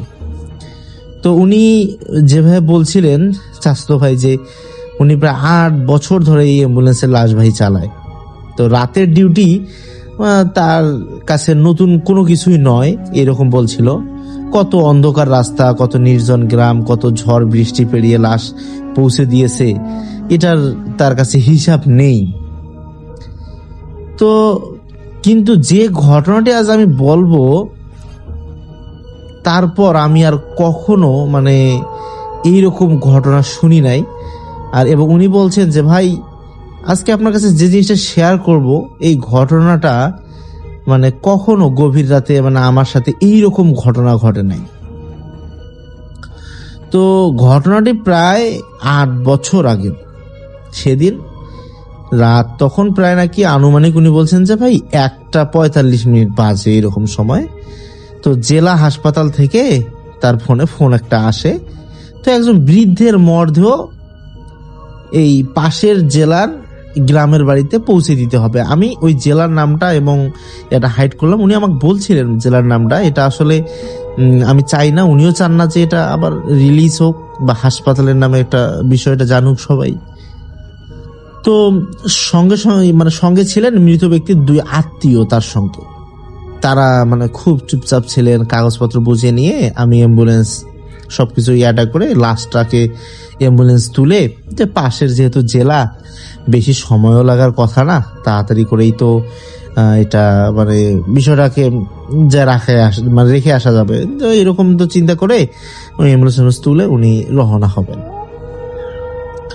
তো এমন একটা অবস্থা, তিনি যখন যাচ্ছেন আস্তে আস্তে দেখা গেল যে শহরের যে লাইটগুলো থাকে না রাসেল ভাই, ওই লাইটগুলো তো অলরেডি আলো সব বন্ধ হয়ে গেছে, লাইটগুলো শেষ হয়ে গেল, মনে হচ্ছে ধীরে ধীরে মিলিয়ে গেল এবং আমরা গ্রামের মধ্যে ঢুকে গেলাম। হাসপাতাল শহর ছেড়ে গ্রামের দিকে ঢুকে গেলাম। শুনশান রাস্তা, একদম কেউ নেই, হালকা একটু করে বাতাস হচ্ছে, বট গাছ থেকে একটা একটা করে পাতা পড়ছে, পাথারও শব্দ পড়লে যেন শোনা যায়, এরকম নির্জন, আর চিকচিক করে ডাকতেছে পোকা পাকড় এরকম। তো দুই পাশে বিশাল গাছ, মাঝে মাঝে ঝিঝি পোকার একটু ডাক শোনা যায়। তো এরকম একটা অবস্থা। রাত 3টার দিকে হবে, আমরা একটি উনি কি করছেন, একটা পুরনো নদীর ব্রিজের কাছে পৌঁছালেন এবং হঠাৎ অ্যাম্বুলেন্সের ভেতর থেকে একটা ঠক ঠক শব্দ হতে লাগলো। তো উনি ভাবছিলেন যে হয়তো স্ট্রেচার নড়ছে, কিন্তু পেছনে বসা 2 আত্মীয় ভয়ে কাপা গলে বললেন, ভাই আমরা তো কিছুই করছি না, এইরকমটা হচ্ছে কেন? আপনার এই যে লাশের যে স্ট্রেচারটা, এটা কাঁপাকাঁপি করতেছে কেন? তো আমি সঙ্গে সঙ্গে সেই আয়নায় তাকিয়ে দেখলাম সাদা কাপড়ে ঢাকা মরদেহটা যেন আস্তে আস্তে নড়ে উঠছে। আমি নিজেকে বুঝালাম যে হয়তো রাস্তার ঝাঁকুনিতে এমন হচ্ছে। কিছু দূর এগোতেই নদীর পাশের কুয়াশার মধ্যে একটি লম্বা সাদা অবয়ব দাঁড়িয়ে থাকতে দেখলাম। তার চোখ দুটো অস্বাভাবিক সাদা। আমি দ্রুত গাড়ি একদম খুব জোরে বাড়ালাম। ওই সময় উনি বললেন এইভাবে যে কুয়াশার মধ্যে যে লম্বা সাদা অবয়বটা দাঁড়িয়ে ছিল, সেটার ভঙ্গিমা যদি বলতে চলি, একটা ভয়ঙ্কর ভয়ঙ্কর আকৃতি নিয়ে তার দিকে তাকায় আছে। তার চোখ দুটো অস্বাভাবিক সাদা ছিল, একদম অন্যরকম। তো উনি কি করলেন, খুব দ্রুত গাড়ি টান দিলেন একদম। ঠিক তখনই অ্যাম্বুলেন্সের ইঞ্জিন বন্ধ হয়ে গেল, চারপাশে শুধু নদীর ঢেউয়ের শব্দ। আমি অনেক চেষ্টা করেও আর গাড়ি স্টার্ট করতে পারছিলাম না। তো হঠাৎ পিছনের দরজায় কেউ ধীরে ধীরে 3টা বার আঘাত আবার করলেন। আমি তখন কি করলাম, নেমে চারপাশে টর্চ জ্বালালাম। উনি যেভাবে বলছেন আমি সেভাবেই বলার চেষ্টা করছি। তো টর্চ জ্বালিয়ে দেখি যে কেউ নেই, শুধু নদীর কালো পানি, আর কোনো কিছুই দেখা যাচ্ছে না। ঠিক তখনই পানির ওপর ভাসতে থাকে একটা মানুষের মতো অবয়ব, ধীরে ধীরে উঠে দাঁড়াতে লাগলো। তার পুরো শরীর ভেজা, চুল মুখ ঢেকে রেখেছে, সে কোনো শব্দ করছে না, শুধু ধীরে ধীরে আমার দিকে এগিয়ে আসছে। আমি দৌড়ে অ্যাম্বুলেন্সে উঠতে যাব, এমন সময় মনে হয় কেউ আমার পা শক্ত করে ধরে টান দিল। আমি রাস্তা থেকে গড়িয়ে নদীর ঢালে পড়ে গেলাম। তারপর এক অদৃশ্য শক্তি আমাকে পানির ভেতরে টেনে নিতে শুরু করলো। আমি তো প্রাণপণে চিৎকার করলাম। তো পানি আমার বুক পর্যন্ত উঠে গেছে। হঠাৎ মনে হলো কেউ আমার মাথা জোর করে পানিতে চেপে ধরেছে। আর যখনই এরকম হচ্ছে আমি তো রাসেল ভাই খুব চেষ্টা করতেছি এবং মানে চেষ্টা করতেছি যে আমি কোনোভাবে ওখান থেকে উঠবো, কিন্তু কোনোভাবেই আমি যে মানুষটা ওখান থেকে উঠবো মানে পাচ্ছিলাম না। তো আমি তো মারাত্মক ওইখানে কিন্তু মানে প্রচন্ড যে একটা ঝামেলায় পড়ে গেলাম এবং আমাকে এরকম করতেছে। আর ওই আমার যে অ্যাম্বুলেন্সের যে যারা ছিল সবাই তাকিয়ে তাকিয়ে আমার দিকে দেখছেন যে আমাকে নদীর মধ্যে এরকম চুবানো হচ্ছে, উঠাচ্ছে, চুবাচ্ছে, সবাই চিৎকার দিচ্ছে। এমনিতে লাশের শোকা হতো, তারা মানে সবাই তো মারাত্মক টেনশনে। তো যাই হোক, এরকম চিৎকার চেঁচামেচি শুরুই হয়ে গেছে, এটা খুব খারাপ অবস্থা। তো তারপর আমি তো তখন কোনোভাবে নিঃশ্বাস নিতে পারছিলাম না, চারদিকে শুধু কালো অন্ধকার। পানির নিচে চোখ খুলতেই দেখলাম অসংখ্য ফ্যাকাশে মুখ আমাকে ঘিরে ধরেছে। তাদের চোখ পুরো সাদা, তারা একসঙ্গে আমার দিকে তাকিয়ে আছে। ঠিক তখনই কানে ভেসে এলো ফিস ফিস করে একটা কথা, এবার তুইও আমাদের সঙ্গে যাবি। তো আমি মরিয়া হয়ে হাত পা ছুটতে লাগলাম। হঠাৎ দূরে একটা আজানের শব্দ শুনলাম, মসজিদ থেকে আজানের শব্দ। এই শব্দটা রাসেল ভাই শোনার সঙ্গে সঙ্গে আমার মনে হলো মুহূর্তেই যে জিনিসটা আমাকে শক্ত করে ধরছিল ওটা যেন দুর্বল হয়ে গেল। আমি কোনো মতে পানির উপর উঠে এসে নদীর পাড়ে উঠলাম। হাঁপাতে হাঁপাতে রাস্তার দিকে তাকিয়ে দেখি অ্যাম্বুলেন্সের সব লাইট জ্বলছে, কিন্তু যে দুই আত্মীয় আমার সঙ্গে ছিল তারা নেই। আমি দৌড়ে গিয়ে পিছনের দরজা খুললাম। স্ট্রেচারে সাদা কাপড়ে ঢাকা মরদেহটি আগের মতোই পড়ে আছে, কিন্তু তার পাশে কাদামাখা ভেজা পায়ের ছাপ। এইটা যেন কেউ নদীর থেকে উঠে এসে সেখানে দাঁড়িয়েছিল। ঠিক তখনই স্ট্রেচারের উপর থাকা সাদা কাপড়টা নিজে নিজে একটু নড়ল। আমি স্পষ্ট দেখলাম মৃত বৃদ্ধের চোখ দুটো খোলা, আর তিনি ধীরে ধীরে আমার দিকে তাকিয়ে হাসছেন। আমি আর এক মুহূর্ত সেখানে দাঁড়াইনি। গাড়ি স্টার্ট দিতেই এবার একেবারে চালু হয়ে গেল। ভোর হওয়ার আগে আমি গ্রামে পৌঁছে মরদেহটা স্থানান্তর করি। আমি সেই দুই আত্মীয়র কথা সবাইকে জিজ্ঞাসা করলাম। তারা অবাক হয়ে বলল যে কোন দুই আত্মীয়? মরদেহ তো আপনি একাই নিয়ে এসেছেন। তো আমার শরীর ঠান্ডা হয়ে গেল। আরে আমি নিজেই ওখানে তুললাম, ওরা বলতেছে এরকম কথা। তো ওনার মাথা ঘুরে গেল যে একটা আমার সঙ্গে যারা জন ছিল তারাও আসলে এরকম সমস্যা ছিল। ইনি কিন্তু প্রচন্ড ভয় পেয়ে গেছেন রাসেল ভাই। তো উনি এই যে একটা ভয় পাইলেন সেখানে, এবং তার সঙ্গে কোনো আত্মীয় আসে নাই, এই জিনিস দেখবার যে ভয় পাইছেন, উনি বলছেন যে আমার লাইফে আর কখনো, আমি কান ধরলাম যে আমি আর অ্যাম্বুলেন্স চালাবো না। তিনি সেখান থেকে অ্যাম্বুলেন্স পেশাটা বাদ দিয়ে দেন। আর তারপর আমি এই ঘটনাটা শুনতে পাই। রাসেল ভাই, এটাই ছিল ঘটনা। আশা করি ভালো লেগেছে। যদি ভালো লাগে অবশ্যই শেয়ার করে দিবেন। আল্লাহ হাফেজ।